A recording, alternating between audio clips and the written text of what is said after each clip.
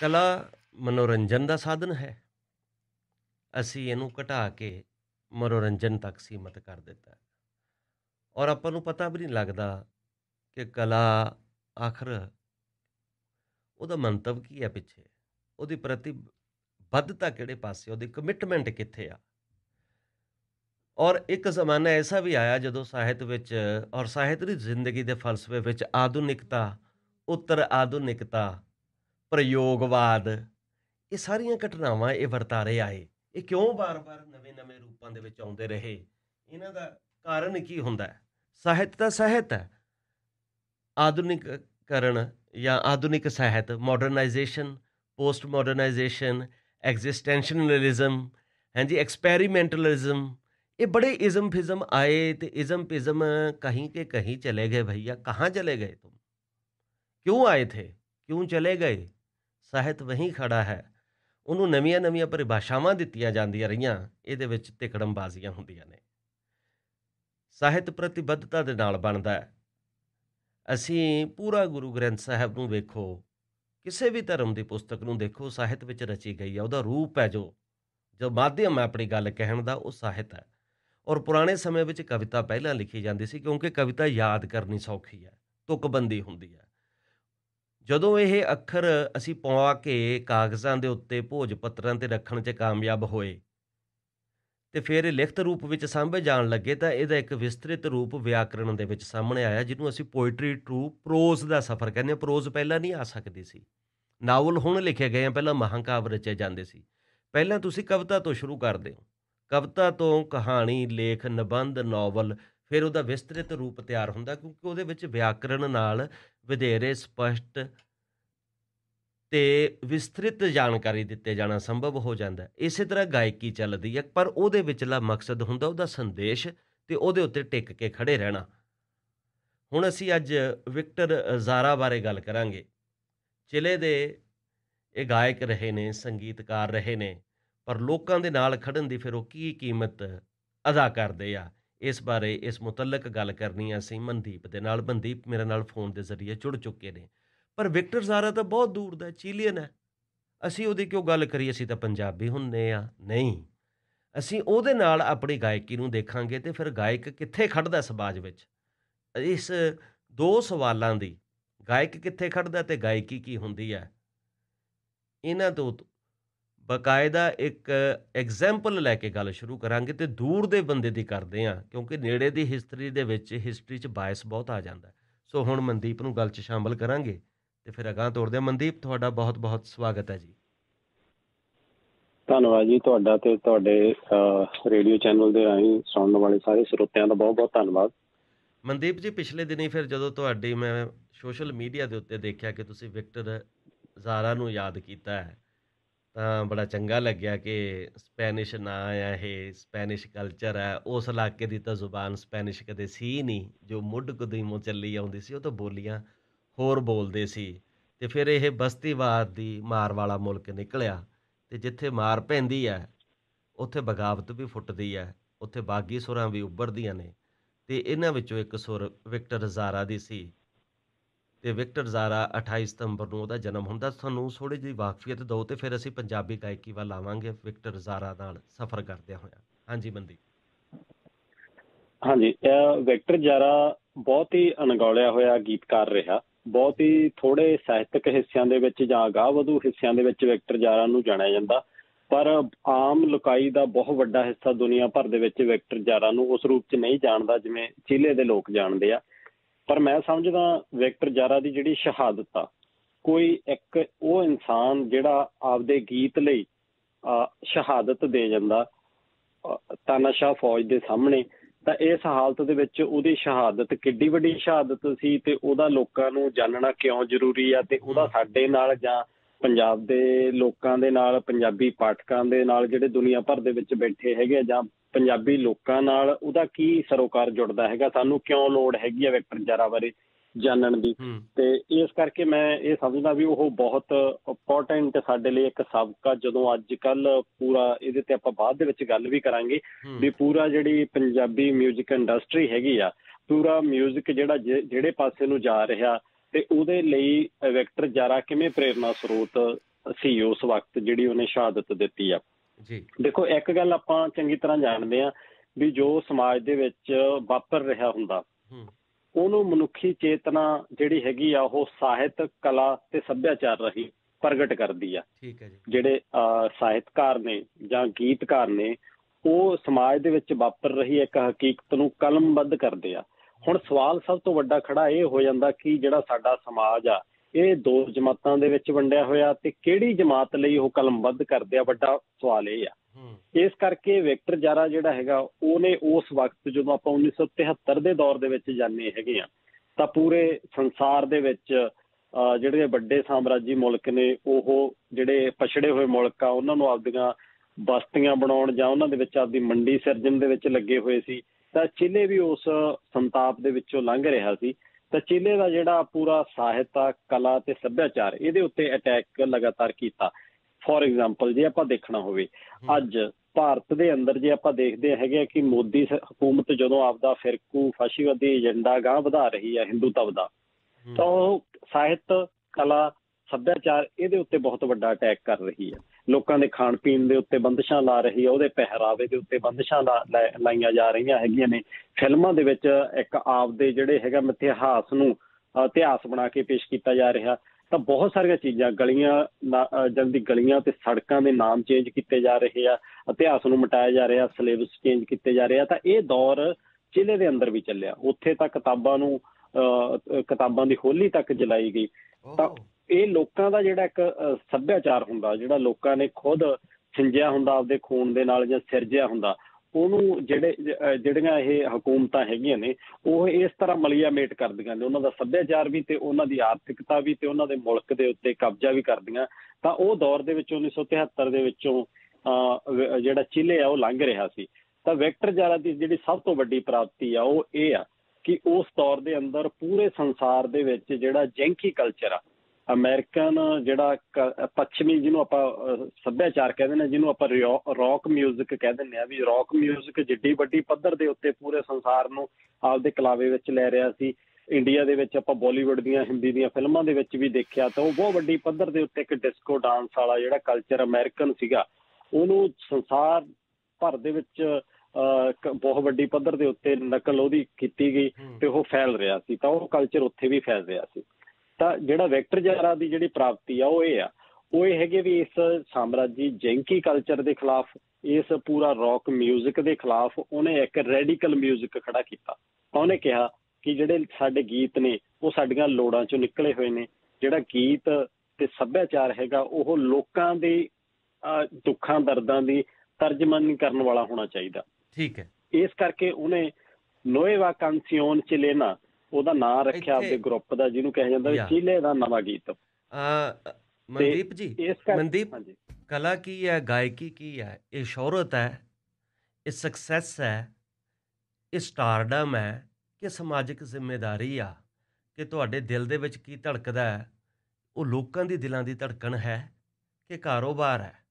ਜੋ ਲੋਕਾਂ ਨੂੰ ਪਸੰਦ ਹੈ ਕਿ ਉਹ ਗਾਉਣਾ ਚੰਗਾ ਹੈ, ਜਾਂ ਜੋ ਤੁਹਾਡਾ ਦਿਮਾਗ ਤੁਹਾਨੂੰ ਕਹਿ ਰਿਹਾ ਕਿ ਇਹ ਗਾਇਆ ਜਾਣਾ ਚਾਹੀਦਾ ਹੈ, ਤੇ ਚਾਹੇ ਉਹਦੀ ਕੀਮਤ ਫਿਰ ਵੱਡੇ ਖਾੜਿਆਂ ਤੇ ਡਾਲਰਾਂ 'ਚ ਨਾ ਮਿਲੇ ਤੇ ਸ਼ਾਇਦ 41 ਗੋਲੀਆਂ ਵੱਜਣ 'ਚ ਮਿਲੇ, $41,000 ਨਾ ਮਿਲੇ, 41 ਗੋਲੀਆਂ ਵੱਜਣ ਉਹ ਵੀ ਛਾਤੀ ਵਿੱਚ, ਕਿ ਉਹ ਕੀਮਤ ਹੈ ਗਾਇਕ ਦੀ। ਤੇ ਇੱਥੋਂ ਅਸੀਂ ਵਿਕਟਰ ਜਾਰਾ ਨੂੰ ਯਾਦ ਕਰਦਿਆਂ ਹੋਇਆਂ ਅੱਜ ਉਹ ਕੀ ਗਾਇਕੀ ਵੱਲ ਤੇ ਜਿਹੜੀ ਗਾਇਕੀ ਨਾਲ ਸਾਡੇ ਸਰੋਕਾਰ ਨੇ ਕਿ ਉਹ ਸਾਡੇ ਜੀਵਨ ਦੀ ਤਰਜਮਾਨੀ ਕਰਦੀ ਹੈ, ਉਹਦੇ ਵੱਲ ਨੂੰ ਅਸੀਂ ਇੱਕ ਸਫ਼ਰ, ਇੱਕ ਗੱਲਬਾਤ ਚਲਾ ਰਹੇ ਹਾਂ। ਮਨਦੀਪ ਮੇਰੇ ਨਾਲ ਇਸ ਚਰਚਾ ਦੇ ਵਿੱਚ ਸ਼ਾਮਲ ਨੇ। ਮਨਦੀਪ, ਤੁਸੀਂ ਉੱਥੋਂ ਦੀ ਫਿਰ ਜਦੋਂ ਨਵੀਂ ਲਹਿਰ ਤੋਰਨੀ ਪੈਂਦੀ ਹੈ, ਜਿਹਨੂੰ ਨਿਊ ਚਿਲੀਅਨ ਸੌਂਗ ਆਖਿਆ ਜਾਂਦਾ ਹੈ, ਉੱਥੇ ਆਪਣੀ ਗੱਲ ਤੁਰੀ ਸੀ ਤੇ ਉਦੋਂ ਗਾਂਹ ਚੱਲਦੇ ਆ। ਹਾਂਜੀ ਹਾਂਜੀ। ਜਦੋਂ ਉਹਨਾਂ ਨੇ ਇਸ ਨਾਮ ਦੀ ਸੰਗੀਤ ਮੰਡਲੀ ਬਣਾਈ ਤਾਂ ਬਾਅਦ ਦੇ ਵਿੱਚ ਵਿਕਟਰ ਜਾਰਾ ਨੇ ਤੈਅ ਕਰ ਲਿਆ ਵੀ ਮੈਂ ਆਪਦੀ ਸਾਰੀ ਜ਼ਿੰਦਗੀ ਜਿਹੜੀ ਹੈਗੀ ਆ ਉਹ ਲੋਕਾਂ ਦੇ ਸੱਭਿਆਚਾਰ ਨੂੰ, ਲੋਕਾਂ ਦੀ ਜਿਹੜੀ ਦੁੱਖਾਂ ਦਰਦਾਂ ਨੂੰ ਬਿਆਨ ਕਰਨ ਲਈ ਲਾ ਦੇਣਾ। ਕਿਉਂਕਿ ਉਹਦੀ ਜਿਹੜੀ ਪਤਨੀ ਸੀਗੀ ਉਹ ਲੰਡਨ ਦੀ ਨਰਤਕੀ ਸੀਗੀ, ਡਾਂਸਰ ਸੀਗੀ, ਜੌਨ ਜਾਰਾ। ਤਾਂ ਉਹਨਾਂ ਦੋਨਾਂ ਨੇ ਆਪਦਾ ਜਿਹੜਾ ਜੀਵਨ ਆ ਉਹ ਇਸ ਪੱਖ ਤੇ ਉਹਨਾਂ ਨੇ ਸੰਗੀਤ ਮੰਡਲੀ ਬਣਾਈ, ਨਾਟਕ ਮੰਡਲੀ ਬਣਾਈ, ਜਿਹਦੇ ਵਿੱਚੋਂ ਉਹਨਾਂ ਨੇ ਮੈਕਸਿਮ ਗੋਰਕੀ ਦੀਆਂ ਕਹਾਣੀਆਂ ਜਿਹੜੀਆਂ ਹੈਗੀਆਂ ਉਹ ਸਪੈਨਿਸ਼ ਦੇ ਵਿੱਚ ਟਰਾਂਸਲੇਟ ਕਰਕੇ ਉਹਨਾਂ ਨੇ ਉਹਦਾ ਰੂਪਾਂਤਰਨ ਨਾਟਕੀ ਰੂਪ ਦੇ ਵਿੱਚ ਕੀਤਾ। ਪਾਬਲੋ ਨਰੂਦਾ ਦੀਆਂ ਕਵਿਤਾਵਾਂ ਨੂੰ ਉਹਦੇ ਸੰਗੀਤਬੱਧ ਕੀਤਾ।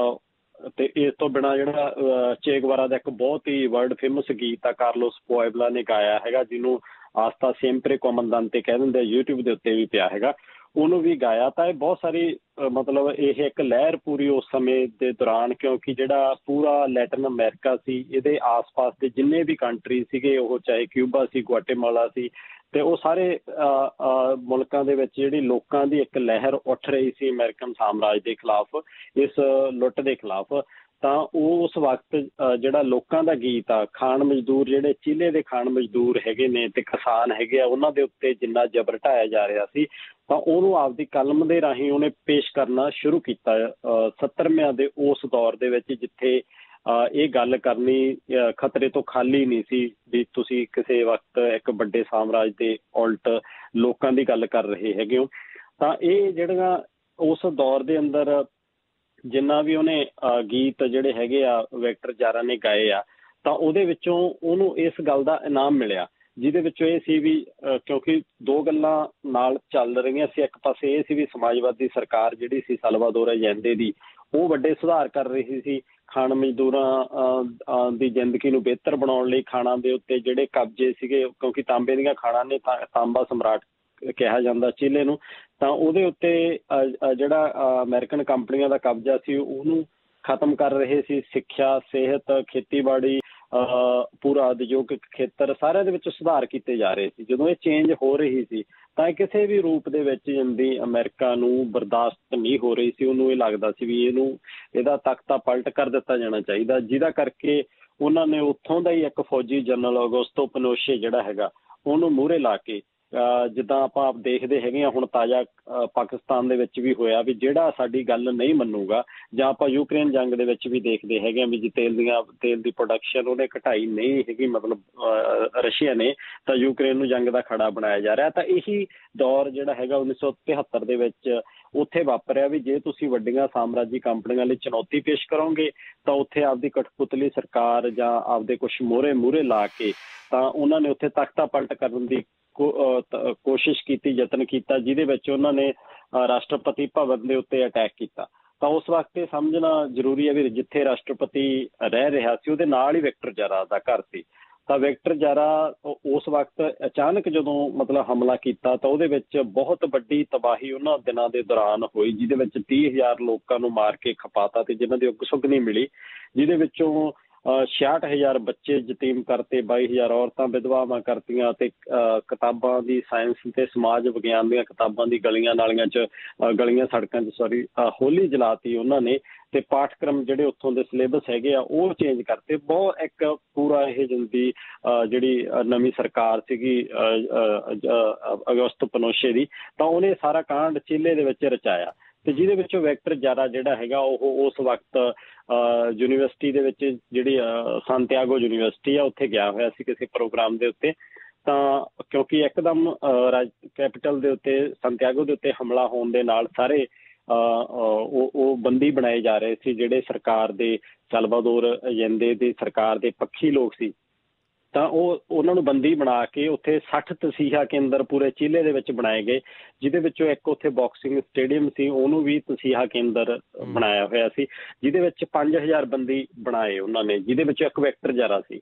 ਤਾਂ ਉਹਨਾਂ ਬੰਦੀਆਂ ਦੇ ਵਿੱਚ ਵਿਕਟਰ ਜਾਰਾ ਆਪਦੇ ਗੀਤ ਸੁਣਾ ਕੇ ਉਹਨਾਂ 'ਚ ਜੋਸ਼ ਭਰਦਾ ਸੀ ਵੀ ਅਸੀਂ ਆਪਦੇ ਹੱਕਾਂ ਦੇ ਲਈ ਲੜ ਰਹੇ ਹਾਂ ਤੇ ਇਹਦੇ ਲਈ ਸਾਨੂੰ ਲੜਨਾ ਚਾਹੀਦਾ ਹੈਗਾ। ਤਾਂ ਉਸ ਵਕਤ ਜਦੋਂ ਚੀਲੇ ਉਹਨਾਂ ਬੰਦੀਆਂ ਦੇ ਵਿੱਚ ਵਿਕਟਰ ਜਾਰਾ ਉਤਸ਼ਾਹ ਪੈਦਾ ਕਰਨ ਦੇ ਲਈ ਗੀਤ ਗਾਉਂਦਾ ਸੀ, ਤਾਂ ਉਸ ਵਕਤ ਜਿਹੜਾ ਉਸ ਕਮਾਂਡਰ ਸੀਗਾ, ਜਿਨ੍ਹਾਂ ਨੇ ਫੌਜ ਦਾ ਕਮਾਂਡਰ ਸੀ ਜਦੋਂ ਉੱਥੇ ਬੰਦੀ ਬਣਾਏ ਸੀ, ਤਾਂ ਉਹਨਾਂ ਦੀ ਨਿਗਾਹ ਦੇ ਵਿੱਚ ਵਿਕਟਰ ਜਾਰਾ ਦੇ ਉੱਤੇ ਪੈਂਦੀ ਹੈ ਤੇ ਉਹਨੂੰ ਐਨ ਸਟੇਡੀਅਮ ਦੇ ਵਿਚਾਲੇ ਖੜਾ ਕਰ ਲਿਆ ਜਾਂਦਾ। ਇਹ ਉਸ ਤੋਂ ਬਾਅਦ ਜਿਹੜਾ ਇਸ 5,000 ਬੰਦੀਆਂ ਦੇ ਵਿੱਚ ਇੱਕ ਬੰਦੀ ਸੀ, ਇਹ ਉਹਦੀ ਜ਼ੁਬਾਨੀ ਗੱਲ ਦੱਸੀ ਜਿਹੜੀ ਉਹਨੇ ਬਾਅਦ ਦੇ ਵਿੱਚ ਵੀ ਕੀ ਵਾਪਰਿਆ ਉਸ ਦਿਨ 16 ਸਤੰਬਰ 1973 ਨੂੰ ਕੀ ਵਾਪਰਿਆ। ਤਾਂ ਉਸ ਦਿਨ ਉਹ ਸੈਂਟਰ ਦੇ ਵਿੱਚ ਖੜਾ ਕਰਕੇ ਉਹਨੂੰ ਕਿਹਾ ਜਾਂਦਾ ਵੀ ਗੀਤ ਗਾ, ਤੇ ਜਦੋਂ ਵਿਕਟਰ ਜਾਰਾ ਗੀਤ ਗਾਉਣਾ ਸ਼ੁਰੂ ਕਰਦਾ ਆਪਦੀ ਗਿਟਾਰ ਦੇ ਨਾਲ ਅਵਾਮੀ ਏਕਤਾ ਦਾ ਗੀਤ, ਤਾਂ ਉਹਦੇ ਜਿਹੜੇ ਹੱਥ ਹੈਗੇ ਆ ਉਹ ਟੇਬਲ ਦੇ ਉੱਤੇ ਰੱਖ ਕੇ ਬੰਦੂਕ ਦੇ ਬੱਟਾਂ ਦੇ ਨਾਲ ਚਿੱਥ ਦਿੱਤੇ ਜਾਂਦੇ ਆ ਤੇ ਉਹਦੀਆਂ ਉਂਗਲਾਂ ਦੇ ਕੁਝ ਟੋਟੇ ਜਿਹੜੇ ਹੈਗੇ ਆ ਪੋਟੇ ਉਹਦੇ ਉਹ ਟੁੱਟ ਕੇ ਥੱਲੇ ਧਰਤੀ ਦੇ ਉੱਤੇ ਡਿੱਗ ਜਾਂਦੇ ਆ ਤੇ ਖੂਨ ਨਾਲ ਜਿਹੜੇ ਉਹਦੇ ਹੱਥ ਆ ਉਹ ਲੱਥ-ਪੱਥ ਹੋ ਜਾਂਦੇ ਆ ਤੇ ਉਹਦੇ ਮੂੰਹ ਦੇ ਉੱਤੇ ਵੀ ਬੱਟ ਮਾਰੇ ਜਾਂਦੇ ਤੇ ਉਹ ਇੱਕ ਖੂਨ ਨਾਲ ਲੱਥ-ਪੱਥ ਹੋ ਕੇ ਧਰਤੀ ਦੇ ਉੱਤੇ ਡਿੱਗ ਪੈਂਦਾ। ਤਾਂ ਉਸ ਵਕਤ ਕਮਾਂਡਰ ਜਿਹੜਾ ਹੈਗਾ ਉਹ ਚੀਕ ਕੇ ਤੇ ਸਪੈਨਿਸ਼ ਦੇ ਵਿੱਚ ਉਹਨੂੰ ਗਾਲਾਂ ਦਿੰਦਾ ਹੋਇਆ ਉਹਨੂੰ ਕਹਿੰਦਾ ਹੈ ਕਿ ਤੂੰ ਉੱਠ ਕੇ ਹੁਣ ਦੁਬਾਰਾ ਫੇਰ ਗਾ। ਤਾਂ ਵਿਕਟਰ ਜਾਰਾ ਉੱਠਦਾ ਤੇ ਆਪਦੀ ਸਾਰੀ ਤਾਕਤ ਬਟੋਰ ਕੇ ਜਦੋਂ ਖੜਾ ਹੁੰਦਾ ਤੇ ਜਦੋਂ ਉਹ ਗੀਤ ਗਾਉਣ ਲੱਗਦਾ ਤੇ ਥਰਕ ਦੇ ਬੋਲਾਂ ਦੇ ਨਾਲ ਤੇ ਪੂਰਾ ਲਹੂ ਦੇ ਨਾਲ ਲੱਥ-ਪੱਥ, ਤਾਂ ਪੂਰੀਆਂ 44 ਗੋਲੀਆਂ ਉਹਦੀ ਹਿੱਕ ਦੇ ਉੱਤੇ ਦਾਗ ਦਿੱਤੀਆਂ ਜਾਂਦੀਆਂ ਤੇ ਉਹਨੂੰ ਉਹਦੇ ਆਖਰੀ ਗੀਤ ਦਾ ਇਨਾਮ ਦਿੱਤਾ ਜਾਂਦਾ। ਤੇ ਉਹ ਗੀਤ ਜਿਹੜਾ ਉਸ ਸਟੇਡੀਅਮ ਦੇ ਵਿੱਚ ਹੀ 2 ਘੰਟੇ ਦੇ ਵਿੱਚ ਕਿਸੇ ਤੋਂ ਕਾਪੀ ਪੈਨ ਲੈ ਕੇ ਉਸ ਬੰਦੇ ਨੇ ਵੀ ਬਾਅਦ ਦੇ ਵਿੱਚ ਇਹ ਸਾਰੀ ਘਟਨਾ ਦਾ ਬਿਆਨ ਕੀਤਾ ਵੀ ਮੈਥੋਂ ਵਿਕਟਰ ਜਾਰਾ ਨੇ ਕਾਪੀ ਪੈਨ ਮੰਗਿਆ ਤੇ ਉਹਨੇ ਉਹ ਗੀਤ ਲਿਖਿਆ ਜਿਹੜਾ ਚੀਲੇ ਸਟਾਡੀਓ, ਜਿਹਦਾ ਨਾਂ ਚੀਲੇ ਸਟੇਡੀਅਮ ਆ, ਜਿਹੜਾ ਲਾਸਟ ਉਹਦਾ ਗੀਤ ਹੈਗਾ ਤੇ ਜਿਹੜਾ ਉਹਨੇ ਉਸ ਵਕਤ ਗਾਇਆ। ਤਾਂ ਉਹਦੇ ਲਈ ਉਹਨੂੰ ਇਸ ਸਾਰੇ ਨਾਲ ਨਵਾਜਿਆ ਜਾਂਦਾ।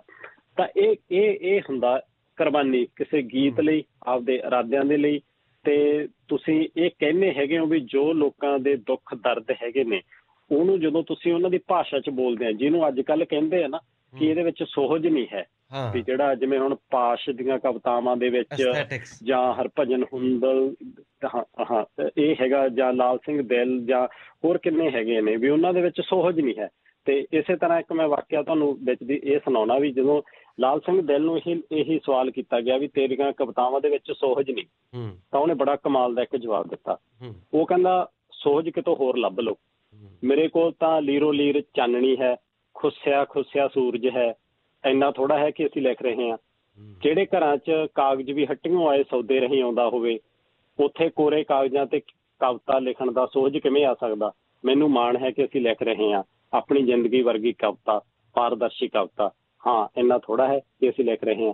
ਤਾਂ ਕਹਿਣ ਦਾ ਮਤਲਬ ਇਹ ਹੈ ਵੀ ਜਿਹੜੇ ਲੋਕ ਨੇ, ਜਿਹੜੇ ਮਜ਼ਦੂਰ ਨੇ, ਫੈਕਟਰੀਆਂ ਕਾਰਖਾਨਿਆਂ 'ਚ ਕੰਮ ਕਰਦੇ ਨੇ, ਜਿਹੜੇ ਕਿਸਾਨ ਨੇ, ਬਹੁਤ ਵੱਡੀ ਆਬਾਦੀ ਇਹੋ ਜਿਹੀ ਹੈ ਜਿਹੜੀ ਆਪਦੀ ਜ਼ਿੰਦਗੀ ਨੂੰ ਧੱਕਾ ਲਾ ਰਹੀ ਆ ਤੇ ਬਹੁਤ ਕੋਰੀ ਇੱਕ ਹਕੀਕਤ ਆ ਜਾਂਦੀ। ਉਹ ਹਕੀਕਤ ਦੇ ਵਿੱਚ ਉਹੋ ਜਿਹਾ ਹੀ ਉਹਦਾ ਸੁਹਜ ਹੋਊਗਾ, ਕੌੜਾ, ਕੁਰੱਖਤ, ਸਖਤ। ਤੇ ਉਹ ਸੁਹਜ ਉਹ ਨਹੀਂ ਹੋਊਗਾ ਜਿਹੜਾ ਜਾਂਦੀ ਹਕੀਕਤ ਮੁਖੀ ਜ਼ਿੰਦਗੀ ਤੋਂ ਪਰਾਂ ਟੁੱਟਿਆ ਹੋਇਆ। ਇਸ ਕਰਕੇ ਉਹ ਸੁਹਜ ਜੇ ਉਹਨੇ ਲੋਕਾਂ ਦੇ ਗੀਤ ਗਾਏ ਤਾਂ ਤੁਸੀਂ ਕਮਾਲ ਦੀ ਗੱਲ ਇਹ ਹੈਗੀ ਆ 2019 ਦੇ ਵਿੱਚ ਉੱਥੇ ਸਾਬੇ ਜਿਹੜੇ ਮੈਟਰੋ ਕਿਰਾਇਆਂ ਦੇ ਵਿੱਚ ਸਿਰਫ 3% ਵਾਧਾ ਹੋਇਆ ਸੀ, ਉਹ ਵੀ ਇਕੱਲੀ ਰਾਜਧਾਨੀ ਦੇ ਅੰਦਰ। ਤਾਂ 10,000 ਤੋਂ ਉੱਪਰ ਨੌਜਵਾਨਾਂ ਨੇ ਹੱਥਾਂ 'ਚ ਗਿਟਾਰ ਲੈ ਕੇ ਉਹ ਵਿਕਟਰ ਜਾਰਾ ਦੇ ਗੀਤ ਗਾਉਂਦੇ ਹੋਏ ਉੱਥੇ ਪ੍ਰੋਟੈਸਟ ਕੀਤਾ। ਤਾਂ ਇਹ ਹੁੰਦੇ ਨੇ ਲੋਕਾਂ ਦੇ ਕਲਾਕਾਰ ਜਿਨ੍ਹਾਂ ਨੂੰ ਲੋਕ ਸਨਮਾਨਿਤ ਕਰਦੇ ਨੇ ਤੇ ਜਿਨ੍ਹਾਂ ਦੇ ਵਿੱਚ ਕੋਈ ਤਬਦੀਲੀ ਦਾ ਤੇ ਕੁਛ ਅਗਾਂਹ ਵਧੂ ਕੁਛ ਹੈ ਜਿਹਦੇ ਵਿੱਚ ਸਮਾਜ ਨੂੰ ਬਦਲਣ ਦੀ ਤਾਂਘ ਆ, ਜਿਹੜੇ ਹਕੀਕਤ ਦੇ ਨਾਲ ਜੁੜੇ ਹੋਏ ਆ, ਜਿਹੜੇ ਕਿ ਖਿਆਲੀ ਨਹੀਂ ਹੈ, ਜਿਹੜੇ ਉਹਦੇ ਨਾਲੋਂ ਟੁੱਟੇ ਹੋਏ ਨਹੀਂ ਹੈ। ਤਾਂ ਇਹ ਗੀਤਾਂ ਦੇ ਵਿੱਚੋਂ ਜਿਹੜਾ ਹੈਗਾ ਇਹ ਹੈ। ਜਿਵੇਂ ਆਪਾਂ ਇਹ ਦੇਖਦੇ ਹਾਂ ਕਿਸਾਨ ਅੰਦੋਲਨ ਦੀ ਆਪਾਂ ਤਾਜ਼ਾ ਉਦਾਹਰਨ ਦੇਖ ਲੈਂਦੇ ਹਾਂ। ਮੈਨੂੰ ਮਨਦੀਪ ਤੁਹਾਡੀ ਗੱਲਬਾਤ ਵਿੱਚ ਇਹ ਵੀ ਲੱਗਿਆ ਕਿ ਜਦੋਂ ਬਾਣੀ ਰਚੀ ਗਈ ਹੈ ਜਾਂ ਉਹਨਾਂ ਭਗਤਾਂ ਨੂੰ ਉਸ 'ਚ ਸ਼ਾਮਲ ਕੀਤਾ ਗਿਆ ਤਾਂ ਜਿਹੜੀ ਉਦੋਂ ਦੀ ਮੁੱਖ ਧਾਰਾ ਸੀ ਇਹ ਉਹਨਾਂ ਇੰਟਲੈਕਚੁਅਲਸ ਭਗਤਾਂ ਨੂੰ ਜਿਹੜੇ ਅੱਜ ਸਾਡੇ ਗੁਰੂ ਗ੍ਰੰਥ ਸਾਹਿਬ ਦਾ ਵੀ ਹਿੱਸਾ ਬਣੇ ਆ, ਉਹਨਾਂ ਨੂੰ ਕਹਿੰਦੇ ਸੀ ਕਿ ਇਹ ਕਾਵਿ ਪੱਖੋਂ ਊਣੇ ਰਹਿ ਜਾਂਦੇ ਨੇ। ਹਾਂਜੀ, ਉਹਨਾਂ 'ਚ ਸੋਹਜ ਦੀ ਘਾਟ ਆ। ਰਾਜੇਸ਼ੀ ਮੁਕੱਦਮ ਕੁੱਤੇ ਵੀ ਫਿਰ ਬਾਣੀ ਦੇ ਵਿੱਚ ਲਿਖਣਾ ਪੈਂਦਾ ਹੈ। ਸੋਹਜ ਦਾ ਪਖੰਡ ਨਹੀਂ ਕੀਤਾ ਜਾ ਸਕਦਾ। ਤੁਸੀਂ ਇੱਕ ਸਮਾਜ ਦੀ ਜੋ ਕੁਰਖਤ ਹਾਲਾਤ ਹੈ, ਜੋ ਉਹਦਾ ਯਥਾਰਥ ਹੈ ਜਾਂ ਉਹਦਾ ਕਰੂਪ ਚਿਹਰਾ ਹੈ, ਜੇ ਸਮਾਜ ਦਾ ਚਿਹਰਾ ਕਰੂਪ ਆ ਤੇ ਉਹਦੇ ਸੁਰਖੀ ਬਿੰਦੀ ਲਾ ਕੇ ਜੇ ਤੁਸੀਂ ਚਮਕਾ ਕੇ ਪੇਸ਼ ਕਰ ਰਹੇ ਹੋ ਤਾਂ ਤੁਸੀਂ ਲੋਕਾਂ ਨੂੰ ਗੁੰਮਰਾਹ ਕਰ ਰਹੇ ਹੋ। ਇੱਥੇ ਹੀ ਮੰਟੋ ਖੜਦੇ ਆ ਕਿ ਸਾਦਤ ਹਸਨ ਮੰਟੋ ਵੀ ਇਹੀ ਗੱਲ ਤੇ ਆ ਕੇ ਖੜਦੇ ਆ ਵੀ ਜੇ ਸਮਾਜ ਗੰਦਾ ਤੇ ਸੜਿਆ ਪਿਆ ਤਾਂ ਮੇਰੇ ਤੋਂ ਸੋਹਣੇ ਸ਼ਬਦਾਂ 'ਚ ਉਹਦੀ ਪੇਸ਼ਕਾਰੀ ਮੰਗਵਾ ਰਹੇ ਹੋ ਤੁਸੀਂ ਔਰ ਮੈਨੂੰ ਮਜਬੂਰ ਕਰ ਰਹੇ ਹੋ, ਤਾਂ ਤੁਸੀਂ ਮੈਨੂੰ ਝੂਠ ਬੋਲਣ ਲਈ ਮਜਬੂਰ ਕਰ ਰਹੇ ਹੋ ਕਿ ਇਹਦੀ ਪਿਕਚਰ ਨੂੰ ਬਦਲ ਕੇ ਪੇਸ਼ ਕਰ ਤਾਂ ਕਿ ਲੋਕਾਂ ਨੂੰ ਗੁੰਮਰਾਹ ਕੀਤਾ ਜਾ ਸਕੇ। ਹਾਂਜੀ, ਇਸ ਕਰਕੇ ਇਹਦਾ ਫਿਰ ਮੁੱਲ ਵੀ ਵੱਡਾ ਤਾਰਨਾ ਪੈਂਦਾ। ਜੇ ਤੁਸੀਂ ਇਹੋ ਜਿਹਾ ਲੋਕਾਂ ਦਾ ਵੱਡੀ ਲੁਕਾਈ ਦਾ ਉਹ ਵੀ ਜਿਹਨੂੰ ਲੋੜ ਹੈ, ਜਿਹਨੂੰ ਜ਼ਰੂਰਤ ਹੈ, ਉਹਦੀ ਜਦੋਂ ਤੁਸੀਂ ਬਾਤ ਪਾਉਂਦੇ ਆ ਤਾਂ ਉਹਦਾ ਮੁੱਲ ਇਸ ਰੂਪ 'ਚ ਤਾਰਨਾ ਪੈਂਦਾ। ਤਾਂ ਆਪਾਂ ਆਪਾਂ ਦੇਖ ਰਹੇ ਹਾਂ, ਕਿਉਂਕਿ ਲਹਿਰਾਂ ਦੇ ਵਿੱਚ ਪਗੜੀ ਸੰਭਾਲ ਜੱਟਾ ਲਹਿਰ ਦੇ ਵਿੱਚ ਪਗੜੀ ਸੰਭਾਲ ਜੱਟਾ ਗੀਤ ਦਾ ਕਿੱਡਾ ਵੱਡਾ ਮਹੱਤਵ ਸੀ। ਤਾਂ ਤੁਸੀਂ ਦੇਖਦੇ ਹੋ ਵੀ ਮੇਰਾ ਰੰਗ ਦੇ ਬਸੰਤੀ ਚੋਲਾ ਦੇ ਵਿੱਚ ਉਹ ਉਸ ਗੀਤ ਦਾ ਕਿੱਡਾ ਵੱਡਾ ਮਹੱਤਵ ਸੀ। ਤਾਂ ਕਿਸਾਨ ਅੰਦੋਲਨ ਦੇ ਵਿੱਚ ਗੀਤਾਂ ਨੇ ਕਿੱਡਾ ਹੁਲਾਰਾ ਦਿੱਤਾ। ਤਾਂ 70ਵਿਆਂ ਦੇ ਵਿੱਚ ਉਦਾਸੀ ਦੇ ਗੀਤ ਪੂਰੀ ਉਸ ਬਸੰਤ ਦੀ ਗਰਜ ਬਣ ਕੇ, ਉਹ ਹੇਕ ਬਣ ਕੇ, ਉਸ ਲਹਿਰ ਦੀ ਹੇਕ ਬਣ ਕੇ ਉੱਭਰੇ। ਤਾਂ ਦੁਨੀਆ ਭਰ ਦੇ ਵਿੱਚ ਹੀ ਦੇਖਦੇ ਆ। ਇਸੇ ਕਰਕੇ ਸਲਵਾਡੋਰ ਅਲੈਂਦੇ ਨੇ ਕਿਹਾ ਸੀ ਵੀ ਗੀਤਾਂ ਬਿਨਾਂ ਕੋਈ ਇਨਕਲਾਬ, ਕੋਈ ਤਬਦੀਲੀ, ਕੋਈ ਚੇਂਜ ਨਹੀਂ ਆ ਸਕਦੀ। ਪਰ ਦੂਜੇ ਪਾਸੇ ਜਦੋਂ ਆਪਾਂ ਦੇਖਦੇ ਹਾਂ ਅੱਜ ਦੇ ਜੋ ਵਾਪਰ ਰਿਹਾ ਹੈਗਾ, ਜਿਹਦੇ ਵਿੱਚ ਉਹ ਸਾਰਾ ਜਿੰਦੀ ਵਪਾਰੀਕਰਨ ਜਿਹਦਾ ਹੋ ਚੁੱਕਿਆ, ਜਿੰਦੀ ਪੂਰੇ ਸਾਹਿਤ, ਕਲਾ ਦਾ ਤੇ ਸੱਭਿਆਚਾਰ ਦਾ ਵਪਾਰੀਕਰਨ ਇੱਕ ਤਰ੍ਹਾਂ ਨਾਲ ਪੂਰਾ ਕੀਤਾ ਹੋਇਆ। ਜਿਹੜੇ ਤਬਦੀਲੀ ਦੀ ਗੱਲ ਨਹੀਂ ਕਰਦੇ, ਜਿਹੜੇ ਯਥਾ ਸਥਿਤੀ ਨੂੰ ਜਿਉਂ ਦਾ ਤਿਉਂ ਬਣਾਈ ਰੱਖਣ ਦੀ ਗੱਲ ਕਰਦੇ ਆ ਵੀ ਉਹ ਜੋ ਚੱਲ ਰਿਹਾ ਸੋ ਉਹ ਚੱਲਿਆ ਜਾਣਾ ਚਾਹੀਦਾ। ਗੀਤ, ਕਵਿਤਾ ਜਾਂ ਜਿਹੜੇ ਹੋਰ ਕਲਾ ਦੇ ਰੂਪ ਨੇ ਉਹਨੂੰ ਇਹ ਕਮਰਸ਼ੀਅਲ ਤੌਰ ਦੇ ਉੱਤੇ ਦੇਖਦੇ ਆ। ਫਿਰ ਇਹ ਮੰਨਦੇ ਆ ਵੀ ਅਸੀਂ ਜਲਦੀ ਜੇ ਅਸੀਂ ਨਹੀਂ ਇਹੋ ਜਿਹਾ ਸੋਹਜ ਜਾਂ ਉਹ ਨਹੀਂ ਪਾਵਾਂਗੇ ਤਾਂ ਸਾਡਾ ਜਿਹੜਾ ਵਿਊ ਆ ਜਾਂ ਪੈਸਾ ਜਿੱਥੋਂ ਉਹਨਾਂ ਨੂੰ ਆਉਣਾ ਹੈਗਾ ਉਹ ਨਹੀਂ ਆਊਗਾ। ਇਸ ਕਰਕੇ ਇਹ ਅਜੋਕੇ ਜਿਹੜੇ ਗੀਤ ਨੇ ਉਹ ਤੁਸੀਂ ਦੇਖ ਲਓ ਇਕੱਲੇ ਇਕੱਲੇ ਹੈ ਨਾ, ਉਹ ਜਿਹੜਾ ਲੁਕਾਈ ਦੇ ਕੋਈ ਦੁੱਖਾਂ ਦੀ ਬਾਤ ਨਹੀਂ ਪਾਉਂਦੇ, ਸਵੈ ਪ੍ਰਗਟਾਵੇ ਦਾ ਸਾਧਨ ਨੇ। ਤੁਸੀਂ ਦੇਖੋਗੇ ਆਪਦੀ ਖੁਸ਼ਾਮਦ ਕੀਤੀ ਜਾਂਦੀ ਆ ਹਰ ਗੀਤ ਦੇ ਵਿੱਚ, ਆਪਦਾ ਜਾਅਲੀ ਨਾਇਕਤਵ, ਆਪਦਾ ਇੱਕ ਕਲਟ ਉਸਾਰਿਆ ਜਾਂਦਾ। ਤੁਸੀਂ ਉਹਦੇ ਵਿੱਚ ਇਹ ਪੇਸ਼ ਕੀਤਾ ਜਾਂਦਾ, ਉਹਦੇ ਫਿਲਮਾਂਕਨ ਦੇ ਵਿੱਚ ਵੀ, ਗੀਤਾਂ ਦੇ ਬੋਲਾਂ ਦੇ ਵਿੱਚ ਵੀ, ਮੈਂ ਬਹੁਤ ਵੱਡਾ ਗੈਂਗਸਟਰ ਹਾਂ, ਮੈਂ ਬਹੁਤ ਦੌਲਤਮੰਦ ਹਾਂ, ਮੈਂ ਬਹੁਤ ਦਬੰਗੀ ਹਾਂ, ਮੈਂ ਬਹੁਤ ਗੁੱਸੇਖੋਰ ਹਾਂ, ਹਾਂ ਵੀ ਮੈਂ ਹੀਰੋ ਹਾਂ, ਬਾਈ ਦੀ ਚੜ੍ਹਾਈ ਆ ਪੂਰੀ, ਹੈ ਨਾ। ਤਾਂ ਇਹ ਸਾਰੇ ਬਿੰਬ ਸਿਰਜਦੇ ਆ ਤੇ ਨੌਜਵਾਨ ਉਹਨੂੰ ਨਕਲ ਕਰਦੇ ਆ, ਕਾਪੀ ਕਰਦੇ ਆ। ਤੁਸੀਂ ਦੇਖੋ ਉਹ ਆਪਦੇ ਜਦੋਂ ਕਦੇ ਤੁਰੇ ਜਾਣਗੇ ਨਾ ਜਾਂ ਗੱਡੀ ਤੇ ਡਰਾਈਵ ਕਰਨਗੇ, ਤੁਸੀਂ ਦੇਖੋਗੇ ਗੀਤ ਵੱਜ ਰਹੇ ਆ ਜਾਂ ਬਾਈਕ ਤੇ ਜਾ ਰਹੇ ਆ ਜਾਂ ਤੁਰੇ ਜਾ ਰਹੇ ਆ, ਉਹ ਆਪਦੇ ਵਜੂਦ ਨੂੰ ਮਨਫੀ ਕਰ ਦੇਣਗੇ। ਮਾਨਸਿਕ ਪੱਧਰ ਤੇ ਉਸ ਨਾਇਕ ਨੂੰ ਇਮੈਜਿਨ ਕਰਨਗੇ, ਕਲਪ ਕੇ ਫਿਰ ਉਹੋ ਜਿਹੇ ਹਾਵ ਭਾਵ ਉਹ ਇਹ ਸ਼ੋਅ ਕਰਦੇ ਹੈਗੇ ਜਿਵੇਂ ਉਹਨਾਂ ਨੂੰ ਇਹ ਲੱਗਦਾ ਹੈਗਾ ਵੀ ਉਹ ਆਪਦੇ ਵਜੂਦ ਨੂੰ ਖਤਮ ਕਰਕੇ ਉਹਨਾਂ ਦੇ ਤੌਰ 'ਚ, ਉਹਨਾਂ ਦੀ ਸਾਰੀ ਗੱਲ ਦੇ ਵਿੱਚ ਨਕਲ ਤੇ ਉਹ ਇਹ ਵੀ ਸੋਚ ਰਹੇ ਵੀ ਮੈਂ ਫਲਾਨਾ ਸਿੰਘ ਹਾਂ, ਉਹ ਇਹ ਸੋਚ ਰਿਹਾ ਮੈਂ ਸਲਮਾਨ ਖਾਨ ਹਾਂ। ਮਨਦੀਪ, ਉਹਦਾ ਮਤਲਬ ਇਹੀ ਹੈ ਵੀ ਉਹਨਾਂ ਨੇ ਆਪਣੇ ਆਪ ਨੂੰ ਖਤਮ ਕਰਤਾ ਤੇ ਕਿਸੇ ਹੋਰ ਦੀ ਜਾਅਲੀ ਕਾਪੀ ਬਣੇ ਫਿਰਦੇ ਆ, ਫੋਟੋ ਸਟੇਟ ਬਣੇ ਫਿਰਦੇ ਆ। ਹਾਂਜੀ, ਤੇ ਗੀਤਾਂ 'ਚ ਹੈ ਵੀ ਇਹ ਅਮੀਰ ਹੋਣ ਦੀਆਂ ਸ਼ੇਖੀਆਂ ਮਾਰਨੀਆਂ, ਕਲਾ ਨਾਲੋਂ ਟੁੱਟੇ ਹੋਏ ਹੈਗੇ ਆ, ਹਉਮੈ, ਹੀਰੋਇਜ਼ਮ। ਇਹ ਉਭਾਰਨਾ ਬਹੁਤ ਸੌਖਾ, ਲਫਾਜੀ ਦੇ ਪੱਧਰ ਦੇ ਉੱਤੇ ਬਹੁਤ ਸੌਖਾ। ਤੁਸੀਂ ਕੁਛ ਵੀ ਕਹਿ ਲਵੋ ਹੈ ਨਾ, ਉਹ ਬਹੁਤ ਸੌਖਾ ਹੈਗਾ, ਪਰ ਤੁਹਾਨੂੰ ਹਕੀਕਤ ਦੇ ਵਿੱਚ ਤੁਸੀਂ ਦੋ ਲਫ਼ਜ਼ ਬੋਲੋ। ਇੱਕ ਦਿਨ ਮੈਂ ਇੱਕ ਗੀਤ ਸੁਣਿਆ, ਕਿਤੇ ਤੁਰੇ ਜਾਂਦੇ ਤੇ ਕੰਨ 'ਚ ਪਿਆ, ਪਤਾ ਨਹੀਂ ਕੀ ਕਹਿੰਦੇ, ਕਾਰ ਦੀ ਡਿੱਕੀ ਨੋਟਾਂ ਨਾਲ ਭਰੀ ਵੀ। ਯਾਰ ਇੰਨੇ ਨੋਟ ਕੀ ਕਰਾਉਣੇ ਨੇ ਡਿੱਕੀ ਭਰ ਕੇ। ਹੁਣ ਮੈਂ ਗੀਤ ਸੁਣ ਰਿਹਾ ਸੀ, ਇੱਕ ਹੋਰ ਨੀ ਜਵਾਨੀ ਕੁਝ ਮੰਗਦੀ, ਘਰੋਂ ਰੱਜੇ ਪੁੱਜਿਆਂ ਨੂੰ ਮਸਲਾ ਨਹੀਂ ਰੋਟੀ ਦਾ, ਡੱਬੀ ਹੋਵੇ ਚਾਂਦੀ ਦੀ ਤੇ ਮਾਲ ਹੋਵੇ ਚੋਟੀ ਦਾ, ਲੀੜਾ ਲੱਪਾ ਟੌਰ ਟੱਪਾ, ਭੰਗ ਡੱਬ 'ਚ ਰਿਵਾਲਵਰ, ਦਨਾਲੀ, ਬਹਿ ਜਾ ਦਾਰੂ, ਇਹ ਜਵਾਨੀ ਮੰਗਦੀ ਆ। ਹੋਰ ਨੀ ਕਹਿੰਦੇ ਜਵਾਨੀ ਕੁਝ ਮੰਗਦੀ। ਜਵਾਨੀ ਵੀ ਚੰਗਾ ਸਾਹਿਤ, ਚੰਗੀ ਸਿੱਖਿਆ, ਚੰਗਾ ਗੀਤ ਸੰਗੀਤ, ਚੰਗਾ ਭਵਿੱਖ, ਚੰਗੀ ਸਿਹਤ, ਚੰਗੀਆਂ ਖੇਡਾਂ, ਮਾਨ ਸਨਮਾਨ, ਬਰਾਬਰਤਾ ਇਹ ਨਹੀਂ ਮੰਗ ਰਹੀ। ਤਾਂ ਇਹ ਜਿਹਨੂੰ ਆਪਾਂ ਕਹਿੰਦੇ ਆ ਵੀ ਖਪਤਵਾਦੀ ਜਿਹੜਾ ਕਲਚਰ ਆ, ਮੈਂ ਬਹੁਤ ਵਾਰੀ ਸੋਚਦਾ ਹੁੰਦਾ ਵੀ ਅੱਗੇ ਪਿੰਡਾਂ ਦੇ ਵਿੱਚ ਦੇਖਦੇ ਹੁੰਦੇ ਸੀ ਬੱਸਾਂ ਦੇ ਵਿੱਚ ਸੁਰਮਾ ਵੇਚਣ ਵਾਲੇ ਜਾਂ ਹੋਰ, ਉਹ ਇੱਕ ਆਪਦੀ ਕਿਰਤ ਕਰਦੇ ਸੀ। ਇਹ ਉਹਨਾਂ ਨਾਲੋਂ ਵੀ ਮਤਲਬ ਉਹਨਾਂ ਨਾਲੋਂ, ਮੈਂ ਉਹਦੇ ਨਾਲ ਕੰਪੈਰੀਜ਼ਨ ਇਸ ਰੂਪ 'ਚ ਨਹੀਂ ਕਰਦਾ ਵੀ ਉਹ ਠੀਕ ਨਹੀਂ ਸੀ, ਮੈਂ ਕਹਿੰਦਾ ਉਹ ਆਪਦੀ ਮਿਹਨਤ ਨਾਲ ਆਪਦਾ ਢਿੱਡ ਭਰਦੇ ਸੀ। ਪਰ ਇਹ ਫਰੀ ਦੇ ਵਿੱਚ ਜਿੰਦੀ ਜਿਹੜਾ ਵੱਡੇ ਕੰਪਨੀਆਂ ਨੇ ਉਹਨਾਂ ਦਾ ਮਾਲ ਵੇਚਣ ਵਾਲੇ ਹੈਗੇ ਨੇ, ਇਹ ਤੁਹਾਨੂੰ ਕਹਿਣਗੇ ਰੇਂਜ ਰੋਵਰ ਦੀਆਂ ਗੱਲਾਂ ਕਰਨਗੇ, ਬੈਂਟਲੀ ਦੀਆਂ ਗੱਲਾਂ ਕਰਨਗੇ। ਤੁਸੀਂ ਸਾਰੇ ਗੀਤ ਸੁਣ ਲਓ, ਉਹਦੇ ਵਿੱਚ ਮਸ਼ਹੂਰੀਆਂ ਕੀਤੀਆਂ ਹੁੰਦੀਆਂ ਪ੍ਰੋਡਕਟਸ ਜਿੰਨੇ ਵੀ ਹੈਗੇ ਨੇ, ਬ੍ਰਾਂਡ, ਜਿਹੜਾ ਵੀ ਨਵਾਂ ਬ੍ਰਾਂਡ ਆਉਂਦਾ ਉਹਦੇ ਤੇ ਗੀਤ ਆ ਜਾਂਦਾ। ਤਾਂ ਉਹ ਇੱਕ ਤਰ੍ਹਾਂ ਨੇ ਇਹ ਮਸ਼ਹੂਰੀਆਂ ਕਰਨ ਵਾਲੇ ਨੇ, ਇਹ ਮਤਲਬ ਮੁਫਤ ਦੇ ਵਿੱਚ ਮਸ਼ਹੂਰੀਆਂ ਕਰਨ ਵਾਲੇ, ਤੇ ਨੌਜਵਾਨ ਵੀ ਕਾਪੀ ਕਰਦੇ ਆ। ਉਹ ਕਹਿੰਦੇ ਜੇ ਬਰਬੈਰੀ ਦਾ ਕੀ ਉਹ ਕੋਈ ਬ੍ਰਾਂਡ ਆ, ਮੈਨੂੰ ਤਾਂ ਉਹਦਾ ਪੂਰਾ ਪਤਾ ਵੀ ਨਹੀਂ ਹੈਗਾ, ਤੇ ਵੀ ਬਰਬਰੀ ਜਾਂ ਕੁਛ ਵੀ ਇਹੋ ਜਿਹਾ ਹੈਗਾ ਵੀ ਉਹਦਾ ਬੈਗ ਹੈਗਾ ਇੱਕ, ਵੀ ਉਹਦੇ 'ਚ ਰੌਂਦ ਹੁੰਦੇ ਆ, ਸਿਰ ਤੇ ਕਫਨ ਹੁੰਦਾ ਜੱਟ ਦੇ, ਤਾਂ ਉਹ ਪਾਉਂਦੇ ਆ। ਉਹ ਕਾਪੀ ਹੋ ਜਾਂਦਾ ਜਾਂਦੀ, ਜਿਹੜੇ ਕਲਾਕਾਰ ਪਾਉਣ ਲੱਗ ਜਾਂਦੇ ਆ ਤੇ ਉਹ ਕਾਪੀ ਹੋ ਜਾਂਦਾ ਤੇ ਉਹ ਪਾਉਂਦੇ ਆ, ਉਹ ਆਪਦੇ ਆਪ ਨੂੰ ਕਰਦੇ। ਇਹਨਾਂ ਗੀਤਾਂ ਦੀ ਮਾਰ ਉਸ ਕਿਸਾਨ ਦੇ ਘਰੇ ਬਹੁਤੀ ਪੈ ਰਹੀ ਹੈ, ਜਿਹੜਾ ਪਿਓ ਤਾਂ ਗੋਡਿਆਂ ਤੋਂ ਘਸੇ ਪਜਾਮੇ ਤੇ ਫਿੱਡੇ ਜੁੱਤੇ ਪਾ ਕੇ, ਜੋੜੇ ਪਾ ਕੇ, ਉਹ ਤਾਂ ਕਿਸਾਨ ਰੈਲੀਆਂ ਤੇ ਯੂਨੀਅਨਾਂ 'ਚ ਘੁੰਮਦਾ ਫਿਰਦਾ, ਤੇ ਮੁੰਡਾ ਇਹ ਸੁਪਨੇ ਲਈ ਜਾਂਦਾ ਵੀ ਮੈਂ ਫਰਾਰੀ ਤੇ ਬੈਠਾ। ਹਾਂਜੀ, ਉਹ ਸਿਰਜਦੇ ਆ ਨਾ ਇੱਕ ਹਾਂ ਪੂਰਾ ਨੈਰੇਟਿਵ, ਇੱਕ ਪੂਰਾ ਉਹਨੂੰ ਬਣਾ ਕੇ ਇਲੂਜਨ 'ਚ ਲੈ ਗਏ, ਮੁੰਡੇ ਨੂੰ ਬਣਾ ਕੇ ਇਲੂਜਨ 'ਚ ਬਣਾ ਲੈ ਗਏ। ਦਿੰਦੇ। ਉਹ ਪਿਓ ਨਾਲ ਲਿਖਤਾ ਸੀ, ਉਹ ਕਹਿੰਦੇ ਯੂਥ ਹਾਂਜੀ ਅਲੱਗਾ ਆ, ਬਜ਼ੁਰਗ ਅਲੱਗਾ ਆ। ਉਹ ਯੂਥ ਕਿਸੇ ਹੋਰ ਘਰ 'ਚ ਰਹਿੰਦਾ, ਯੂਥ ਹਾਂਜੀ ਬੈਂਟਲੀ ਚਲਾ ਰਿਹਾ ਹੈ ਤੇ ਪਿਓ ਗੱਡਾ ਹੱਕੀ ਫਿਰਦਾ। ਉਦੋਂ ਦੋਨਾਂ 'ਚ ਮਾਨਸਿਕ ਸੋਚ ਦਾ ਹਾਂਜੀ ਪਾੜਾ, ਹਾਲਾਂਕਿ ਉਹ ਇੱਕੋ ਛੱਤ ਥੱਲੇ ਸੌਂਦੇ ਆ। ਬਿਲਕੁਲ, ਜਿੰਦੇ ਉਹ ਸੁਪਨ ਸੰਸਾਰ ਜਿਹੜਾ ਹੈਗਾ ਉਹ ਕਿ ਸਿਰਜਦਾ ਕਲਪਨਾ ਦੇ ਵਿੱਚ ਕਾਲਪਨਿਕ। ਜਿਉਣਾ, ਜਿਹਦੇ ਵਿੱਚੋਂ ਫਿਰ ਨਿਰਾਸ਼ਤਾ, ਨਸ਼ੇ, ਖੁਦਕੁਸ਼ੀਆਂ, ਇਹ ਸਾਰਾ ਉਸ ਗੱਲ ਦੇ ਵਿੱਚੋਂ ਨਿਕਲਦਾ ਹੈਗਾ, ਜਿਹਦੇ ਵਿੱਚੋਂ ਹਕੀਕਤ ਹੋਰ ਆ, ਕਲਪਨਾ ਦੇ ਪੱਧਰ ਤੇ ਕਿਤੇ ਹੋਰ ਜਿਉਂਦੇ ਨੇ। ਤੇ ਜਿਹਦੇ ਵਿੱਚੋਂ ਇਹ ਜਾਂਦੀ ਇਹ ਸੱਭਿਆਚਾਰ ਦੇ ਨਾਂ ਦੇ ਉੱਤੇ ਜਿਹੜਾ ਕਹਿ ਰਹੇ ਸੀ ਸੱਭਿਆਚਾਰ ਦੇ ਸੇਵਾਦਾਰ ਹਾਂ, ਇਹ ਬਰਬਾਦੀ ਦੇ ਰਾਹ ਤੇ ਲਿਜਾਣ ਵਾਲੇ ਨਕਲਚੀਏ ਨੇ। ਇਹ ਪੱਛਮੀ ਕਲਚਰ ਦੇ ਨਕਲਚੀਏ ਨੇ, ਇਹ ਉਹਨੂੰ ਬਹੁਤ ਵੱਡੀ ਪੱਧਰ ਤੇ ਉਭਾਰਦੇ ਆ। ਅੱਛਾ, ਇਹ ਪੰਜਾਬੀ ਬੋਲੀ ਦੇ ਵੀ ਅੱਛਾ ਨਕਲਚੀਏ ਨੇ, ਇੱਕ ਜਿੰਨਾ ਚੀਜ਼ ਬਤਾਵਾ ਕਰਦੇ ਹੈਗੇ ਮਨਦੀਪ, ਇੰਗਲਿਸ਼। ਇੱਕ ਪੁਆਇੰਟ ਕਲੀਅਰ ਕਰਾਂਗੇ ਤੇ ਉਦੋਂ ਬਾਅਦ ਆਪਾਂ ਹਾਂਜੀ ਬ੍ਰੇਕ ਤੇ ਜਾਂਦੇ ਹਾਂ। ਮੈਨੂੰ ਵੀ ਕਈ ਵਾਰ ਲੱਗਦਾ ਹੁੰਦਾ ਸੀ, ਆਪਾਂ ਇਹ ਤੇ ਵਿਸਥਾਰ ਤੇ, ਕਿਉਂਕਿ ਹੁਣੇ ਤੁਸੀਂ ਅਚਾਨਕ ਸ਼ਬਦ ਵਰਤਿਆ ਪੱਛਮੀ ਸੱਭਿਆਚਾਰ, ਉਹਦੇ ਵਿੱਚ ਵੀ ਜਿਹੜਾ ਵਪਾਰੀ ਸੱਭਿਆਚਾਰ ਆ ਉਹ ਪੱਛਮੀ ਸੱਭਿਆਚਾਰ ਨਹੀਂ ਆ। ਪੱਛਮ ਦੇ ਲੋਕ ਜਿਵੇਂ ਵਿਚਰਦੇ ਨੇ ਉਹ ਵਿਚਾਰੇ ਹੋਰ ਤਰ੍ਹਾਂ ਦੇ ਨੇ। ਇਹ ਜਿਹੜਾ ਸੱਭਿਆਚਾਰ ਹੈ ਇਹ ਕਿਸੇ ਦਾ ਵੀ ਸੱਭਿਆਚਾਰ ਨਹੀਂ, ਨਾ ਪੂਰਬ ਦਾ ਨਾ ਪੱਛਮ ਦਾ, ਇਹ ਵਪਾਰੀ ਸੱਭਿਆਚਾਰ ਹੈ, ਕਾਰੋਬਾਰੀ ਸੱਭਿਆਚਾਰ ਹੈ। ਤੇ ਹਾਂ, ਮੋਟੇ ਤੌਰ ਤੇ ਪੱਛਮ ਵੱਲੋਂ ਤੁਰ ਕੇ ਆਉਂਦਾ, ਇਸ ਕਰਕੇ ਅਸੀਂ ਇਹਨੂੰ ਪੱਛਮ ਕਹਿ ਬੈਠਦੇ ਹਾਂ। ਜਿਵੇਂ ਕਿ ਅਸੀਂ ਆਮ ਤੌਰ ਤੇ ਕਹਿੰਦੇ ਹਾਂ ਅੰਗਰੇਜ਼ਾਂ ਨੇ ਭਾਰਤ ਨੂੰ ਲੁੱਟਿਆ, ਤੇ ਮੈਂ ਕਹਿੰਦਾ ਹੁੰਦਾ ਵੀ ਯਾਰ ਅੰਗਰੇਜ਼ਾਂ ਨੇ ਨਹੀਂ ਲੁੱਟਿਆ ਤੁਹਾਨੂੰ, ਸਾਮਰਾਜਵਾਦੀਆਂ ਨੇ ਲੁੱਟਿਆ। ਸਾਰੇ ਅੰਗਰੇਜ਼ ਸਾਮਰਾਜਵਾਦੀ ਬਿਲਕੁਲ ਨਹੀਂ ਸੀਗੇ।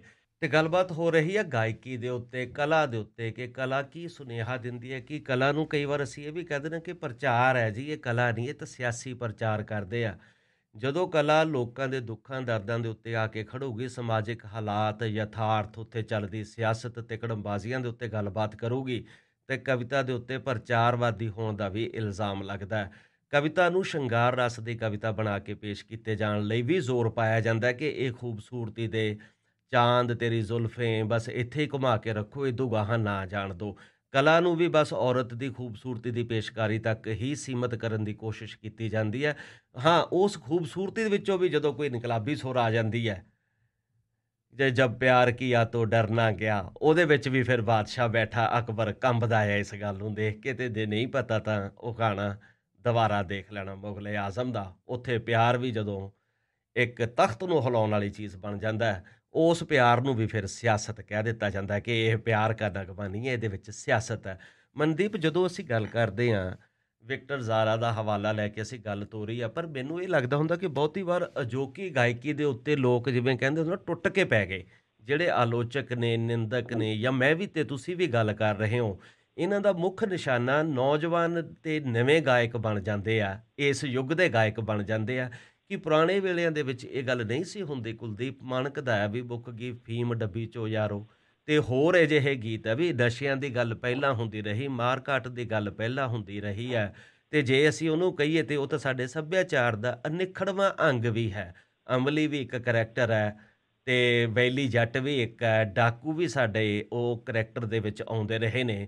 ਤੇ ਜਦੋਂ ਉਹ ਬਾਗੀਪਣਾ ਅਸੀਂ ਐਕਸੈਪਟ ਕਰ ਲੈਂਦੇ ਹਾਂ, ਉਹਨੂੰ ਮਾਨਤਾ ਦਿੰਦੇ ਹਾਂ, ਪ੍ਰਵਾਨ ਕਰਦੇ ਹਾਂ, ਤਾਂ ਅਜੋਕੀ ਗਾਇਕੀ ਜੇ ਕੁਝ ਜ਼ਿਆਦਾ ਗੱਲ ਕਰ ਜਾਵੇ ਉਸੇ ਤਰਜ਼ ਦੇ ਉੱਤੇ, ਔਰ ਵਿਕਾਸ ਤਾਂ ਹੁੰਦਾ ਹੀ ਆ ਹਰ ਚੀਜ਼ ਦਾ, ਫਿਰ ਇਹਦੇ ਉੱਤੇ ਜ਼ਿਆਦਾ ਸਵਾਲ ਕਿਉਂ ਉੱਠਦੇ ਨੇ? ਟਾਈਮ ਇਜ਼ ਯੋਰਸ ਨਾਓ, ਤੁਸੀਂ ਆਪਣੀ ਗੱਲ ਕਹੋ। ਹਾਂਜੀ, ਦੇਖੋ ਉਹਦੇ ਵਿੱਚ ਇੱਕ ਇੱਕ ਦੌਰ ਦੇਖਦੇ ਆ। ਉਹ ਇਹ ਹੈਗਾ ਵੀ ਜਦੋਂ ਤੋਂ ਵਿਸ਼ਵੀਕਰਨ ਦਾ ਦੌਰ ਚੱਲਿਆ ਹੈਗਾ, ਪੂਰਾ ਸੰਸਾਰ ਇੱਕ ਮੰਡੀ ਬਣਿਆ ਤੇ ਸੰਸਾਰ ਇੱਕ ਦੂਜੇ ਨਾਲ ਬਹੁਤ ਦੂਰੋਂ ਜੁੜ ਗਿਆ, ਤੇ ਉਹਦੇ ਵਿੱਚ ਜਿਹੜਾ ਸੱਭਿਆਚਾਰ ਆ ਉਹਦਾ ਵੀ ਜਦੋਂ ਐਕਸਪੋਰਟ ਇੰਪੋਰਟ ਹੋਣ ਲੱਗ ਗਿਆ, ਇੱਕ ਦੂਜੇ ਨਾਲ ਆਦਾਨ ਪ੍ਰਦਾਨ ਵੀ ਹੋਣ ਲੱਗ ਗਿਆ, ਜਾਤ ਨਿਰਜਾਤ ਵੀ ਹੋਣ ਲੱਗ ਗਿਆ, ਤਾਂ ਉਹਦੇ ਵਿੱਚ ਨਵੀਆਂ ਚੀਜ਼ਾਂ ਜਿਹੜੀਆਂ ਆਈਆਂ। ਜਦੋਂ ਆਪਾਂ ਪੰਜਾਬੀ ਦਾ ਪੁਰਾਣਾ ਕਲਚਰ ਦੇਖਦੇ ਹੈਗੇ ਆ, ਜਿਹੜਾ ਲੋੜਾਂ ਦੇ ਵਿੱਚੋਂ ਨਿਕਲਿਆ, ਉਹਦੇ ਵਿੱਚੋਂ ਜੋ ਸਮਾਜ ਦੇ ਵਿਗਾੜ ਸੀ ਉਹ ਵੀ ਆਉਂਦੇ ਹੁੰਦੇ ਸੀ ਸਾਹਮਣੇ, ਪਰ ਉਸ ਪੱਧਰ ਤੱਕ ਹੁੰਦੇ ਸੀ, ਉਹ ਇਸ ਰੂਪ 'ਚ ਖਤਰਨਾਕ ਨਹੀਂ ਹੁੰਦੇ ਸੀ, ਇਸ ਰੂਪ 'ਚ ਖਰਚੀਲੇ, ਭੜਕੀਲੇ, ਸ਼ੋਰ ਵਾਲੇ, ਜਿਵੇਂ ਹੁਣ ਅੰਗਰੇਜ਼ੀ ਪੰਜਾਬੀ ਗਤਾਵੇ ਵਾਲੇ ਬੇਤੁਕੇ ਜਿਹੜੇ ਰੈਪ ਨੇ ਉਹ ਹੋ ਗਿਆ। ਦੇਖਾ ਦੇਖੀ ਜਿਹੜੀ ਇੱਕ ਦੌੜ ਚੱਲ ਪਈ, ਮਸਾਲੇਦਾਰ, ਸਨਸਨੀਖੇਜ, ਊਲ ਜਲੂਲ, ਗੈਰ ਮਿਆਰੀ, ਝੂਠਾ, ਤੇ ਸਾਰਾ ਜਿਹੜਾ ਕਲਾ ਤੋਂ ਸੱਖਣਾ ਜਿਹੜਾ ਸਮੱਗਰੀ ਜਿੱਡੀ ਵੱਡੀ ਪੱਧਰ ਤੇ ਜਿੱਡੀ ਵੱਡੀ ਤਾਦਾਦ ਦੇ ਵਿੱਚ ਯੂਟਿਊਬ ਰਾਹੀਂ ਜਾਂ ਹੋਰ ਚੈਨਲਾਂ ਦੇ ਰਾਹੀਂ ਜਿੱਡੀ ਵੱਡੀ ਪੱਧਰ ਤੇ ਸੁੱਟੀ ਜਾ ਰਹੀ ਆ, ਇਹ ਮੰਡੀ ਜਿਹੜੀ ਪਿਛਲੇ ਦੌਰ ਦੇ ਵਿੱਚ ਬਣੀ ਹੈਗੀ ਆ, ਉਹਨੇ ਬਹੁਤ ਵੱਡੀ ਪੱਧਰ ਤੇ ਚੀਜ਼ਾਂ ਨੂੰ ਬਦਲਤਾ। ਤਾਂ ਇੱਕ ਬਹੁਤ ਤੇਜ਼ੀ ਦਾ ਦੌਰ ਜਿਹੜਾ ਹੈਗਾ ਉਹਦੇ 'ਚ ਲੈ ਆਉਂਦਾ। ਉਹਦੇ ਵਿੱਚ ਕਲਾ ਜਿਹੜੀ ਹੈਗੀ ਆ, ਇੱਕ ਦੇਖੋ ਕਲਾਕਾਰ ਨੇ ਆਪਦੀ ਕਲਾਤਮਿਕਤਾ ਦਾ ਪ੍ਰਗਟਾਵਾ ਕਰਨਾ ਹੁੰਦਾ, ਤੇ ਉਹਨੇ ਇੱਕ ਸਿਰਜਣਹਾਰਾ ਬਣਨਾ ਹੁੰਦਾ, ਇੱਕ ਓਰੀਜਨਲ ਉਹਦੀ ਕੋਈ ਥਿੰਕਿੰਗ ਹੁੰਦੀ ਹੈਗੀ ਆ, ਉਹ ਨਹੀਂ ਹੈ। ਇਹ ਇੱਕ ਵਪਾਰਕ ਵਿਰਲਾਪ ਆ। ਇਹਦੇ ਵਿੱਚ ਉਹ ਵਪਾਰਕ ਵਿਰਲਾਪ ਦੀ ਧੁਨ ਜਿਹੜੀ ਹੈਗੀ ਆ ਉਹ ਸਵਾਰ ਆ ਇਹਦੇ ਵਿੱਚ।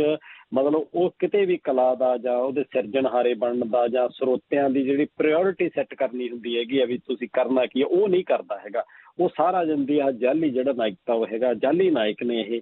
ਮਤਲਬ ਜਿਹੜੇ ਹੀਰੋ ਨੇ ਉਹ ਜਾਲੀ ਹੈਗੇ ਨੇ, ਜਾਲੀ ਗੱਲਾਂ ਕਰਦੇ ਹੈਗੇ ਆ ਤੇ ਲੁਕਾਈ ਨਾਲ ਟੁੱਟੀਆਂ ਗੱਲਾਂ ਕਰਦੇ। ਇਹ ਵਿਗਾੜ ਆ ਜਿਹੜੇ ਵਿਸ਼ਵੀਕਰਨ ਨੇ, ਨਿੱਜੀਕਰਨ ਨੇ, ਉਦਾਰੀਕਰਨ ਨੇ, ਜਿਹੜੀਆਂ ਨੀਤੀਆਂ ਨੇ, ਜੇ ਸਮਾਜ ਦੇ ਆਰਥਿਕ ਤੇ ਸਮਾਜਿਕ ਸੰਬੰਧ ਇਹਨਾਂ ਨੇ ਚੇਂਜ ਕੀਤੇ ਆ, ਤਾਂ ਉਹਦੇ ਨਾਲ ਜਿਹੜੇ ਇਹ ਸੱਭਿਆਚਾਰਕ ਸੰਬੰਧ ਨੇ ਇਹ ਵੀ ਉਹਦੇ ਨਾਲ ਵਿਗੜੀਆਂ। ਨੈਤਿਕਤਾਵਾਂ ਆ ਗਈਆਂ।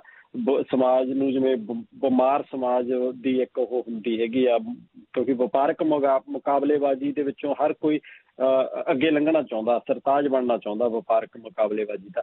ਇਸ ਕਰਕੇ ਇਹ ਪਹਿਲੇ ਨਾਲੋਂ ਇੱਕ ਹਟਵਾਂ ਹੈਗਾ, ਕਿਉਂਕਿ ਨਵੀਂ ਸੂਰਤ ਤੇ ਨਵਾਂ ਸੋਚ ਜਿਹੜਾ ਹੈਗਾ ਉਹ ਜੇ ਕੋਈ ਅਗਾਂਹ ਵਧੂ ਗੀਤ ਆ ਉਹੀ ਦਿੰਦੇ ਆ। ਇਹ ਕੋਈ ਨਵੀਂ ਸੂਰਤ ਤੇ ਸੋਚ ਨਹੀਂ ਦਿੰਦੇ। ਇਹ ਇੱਕ ਵਪਾਰਕ ਵਰਲਾਪ ਜਿਹੜਾ ਹੈਗਾ, ਮੈਂ ਇਹਨੂੰ ਸ਼ਬਦ ਵਰਤਦਾ ਹੈਗਾ ਵੀ ਉਹਦਾ ਹੀ ਇਹ ਸਾਰਾ ਹੈਗਾ, ਜਿੰਨਾ ਵੀ ਪੰਜਾਬੀ ਗਾਇਕੀ ਦੇ ਵਿੱਚ ਜਿੰਨਾ ਚੱਲ ਰਿਹਾ ਹੈਗਾ ਰੁਝਾਨ। ਠੀਕ ਹੈ। ਤੇ ਹੁਣ ਇੱਕ ਛੋਟੀ ਜਿਹੀ ਬ੍ਰੇਕ ਦਾ ਸਮਾਂ ਦੁਬਾਰਾ ਹੋਇਆ ਹੈ ਤੇ ਇਸ ਤੋਂ ਮਗਰੋਂ ਅਸੀਂ ਵਿਕਟਰ ਜਾਰਾ ਦੀ ਕਹਾਣੀ ਅਧੂਰੀ ਰਹਿ ਗਈ। ਅਸੀਂ 16 ਸਤੰਬਰ 1973 ਤੇ ਹੀ ਖੜ੍ਹੇ ਹਾਂ ਤੇ ਉਦੋਂ ਤਾਂ ਉਹਨੂੰ ਕਤਲ ਕਰ ਦਿੱਤਾ ਜਾਂਦਾ ਸ਼ਰੇਆਮ। ਉਸ ਤੋਂ ਬਾਅਦ ਕੀ ਹੋਇਆ? ਕਿਉਂਕਿ ਕਈ ਵਾਰ ਲੱਗਦਾ ਹੁੰਦਾ ਕਿ ਇਹਦੇ ਵਿੱਚ ਪ੍ਰੋਪੇਗੈਂਡਾ ਹੋਊਗਾ ਕਿ ਉਹ ਇੱਕ ਖਾਸ ਤਰ੍ਹਾਂ ਦੇ ਵਰਗ ਦੇ ਕਲਾਕਾਰ ਨੂੰ ਉਭਾਰਿਆ ਜਾ ਰਿਹਾ ਹੈ। ਤੁਹਾਡੀ ਇੱਕ ਸੋਚ ਹੋ ਸਕਦੀ ਹੈ, ਤੁਸੀਂ ਉਲਾਰਵਾਦੀ ਹੋ, ਪਰ ਵੈਸੇ ਜਨਤਾ ਦੀ ਅਦਾਲਤ ਜਾਂ ਦੁਨੀਆ ਦੀ ਚੱਲਦੀ ਅਦਾਲਤ ਵਿੱਚ ਉਹਦਾ ਕੋਈ ਇਨਸਾਫ ਵੀ ਹੋਇਆ ਕਿ ਸੱਚਮੁੱਚ ਉਹਨਾਂ ਧਿਰਾਂ ਦੀ ਉਸੇ ਤਰ੍ਹਾਂ ਨਿਸ਼ਾਨਦੇਹੀ ਹੋਈ ਹੈ ਜਿਵੇਂ ਤੁਸੀਂ ਮਹਿਸੂਸ ਕਰ ਰਹੇ ਹੋ ਕਿ ਇਹ ਕਤਲ ਹੋਇਆ ਸੀ, ਤੇ ਉਸੇ ਤਰ੍ਹਾਂ ਉਹਦਾ ਕੋਈ ਇਨਸਾਫ ਵੀ। ਤੇ ਅਸੀਂ ਗੱਲਬਾਤ ਕਰ ਰਹੇ ਹਾਂ ਗਾਇਕੀ ਦੇ ਉੱਤੇ। ਤੇ ਮਨਦੀਪ ਜੀ, ਆਪਾਂ ਵਿਕਟਰ ਜ਼ਾਰਾ ਦਾ ਕੇਸ ਦੀ ਫਿਰ ਸੁਣਵਾਈ ਦੇ ਉੱਤੇ ਗੱਲ ਕਰਾਂਗੇ ਕਿ ਬਾਅਦ ਵਿੱਚ ਕੀ ਇਨਸਾਫ ਹੋਇਆ। ਪਰ ਇੱਕ ਸੱਜਣ ਆਪਣੇ, ਉਹਨਾਂ ਨੇ, ਰੁਪਿੰਦਰ ਜੀ ਨੇ ਇਹ ਗੱਲ ਆਖੀ ਹੈ ਕਿ ਲੋਕਾਂ ਨੂੰ ਵੀ ਤਾਂ ਆਪਾਂ ਜ਼ਿੰਮੇਵਾਰ ਮੰਨ ਸਕਦੇ ਹਾਂ ਨਾ, ਵੀ ਉਹ ਚੰਗੇ ਗਾਇਕ ਨੂੰ ਮੂਹਰੇ ਨਹੀਂ ਆਉਣ ਦਿੰਦੇ। ਔਰ ਇਹ ਗੱਲ ਅਕਸਰ ਆਉਂਦੀ ਹੈ ਕਿ ਚੰਗੇ ਕਲਾਕਾਰ ਬਰਬਾਦ ਹੋ ਜਾਂਦੇ ਨੇ ਔਰ ਇਨਕਲਾਬੀ ਵੀ ਬਰਬਾਦ ਹੋ ਜਾਂਦੇ ਆ ਜੀ। ਚੰਗਾ ਕੰਮ ਕਰਨ ਵਾਲਾ ਬਰਬਾਦ ਹੋ ਜਾਂਦਾ ਹੈ, ਪਰ ਇਹਦੇ ਨਾਲ ਲੋਕਾਂ ਦੇ ਉੱਤੇ ਕਿੰਨੀ ਕੁ ਜ਼ਿੰਮੇਵਾਰੀ ਬਣਦੀ ਹੈ ਜੋ ਸ਼ਾਇਦ ਅਸੀਂ ਪਾਉਣ ਦੇ ਵਿੱਚ ਨਾਕਾਮ ਨਾ ਰਹਿ ਗਏ ਹੋਏ। ਮਨਦੀਪ, ਤੁਸੀਂ ਕੀ ਸੋਚਦੇ ਹੋ? ਹਾਂਜੀ ਹਾਂਜੀ, ਉਹਦੇ ਵਿੱਚ ਦੇਖੋ ਜੋ ਆਪਾਂ ਇੱਕ ਸੁਣਿਆ ਹੈਗਾ, ਆਮ ਹੀ ਕਹਿੰਦੇ ਵੀ ਜਿਹੋ ਜਿਹਾ ਰਾਜਾ ਉਹੋ ਜਿਹੀ ਪ੍ਰਜਾ।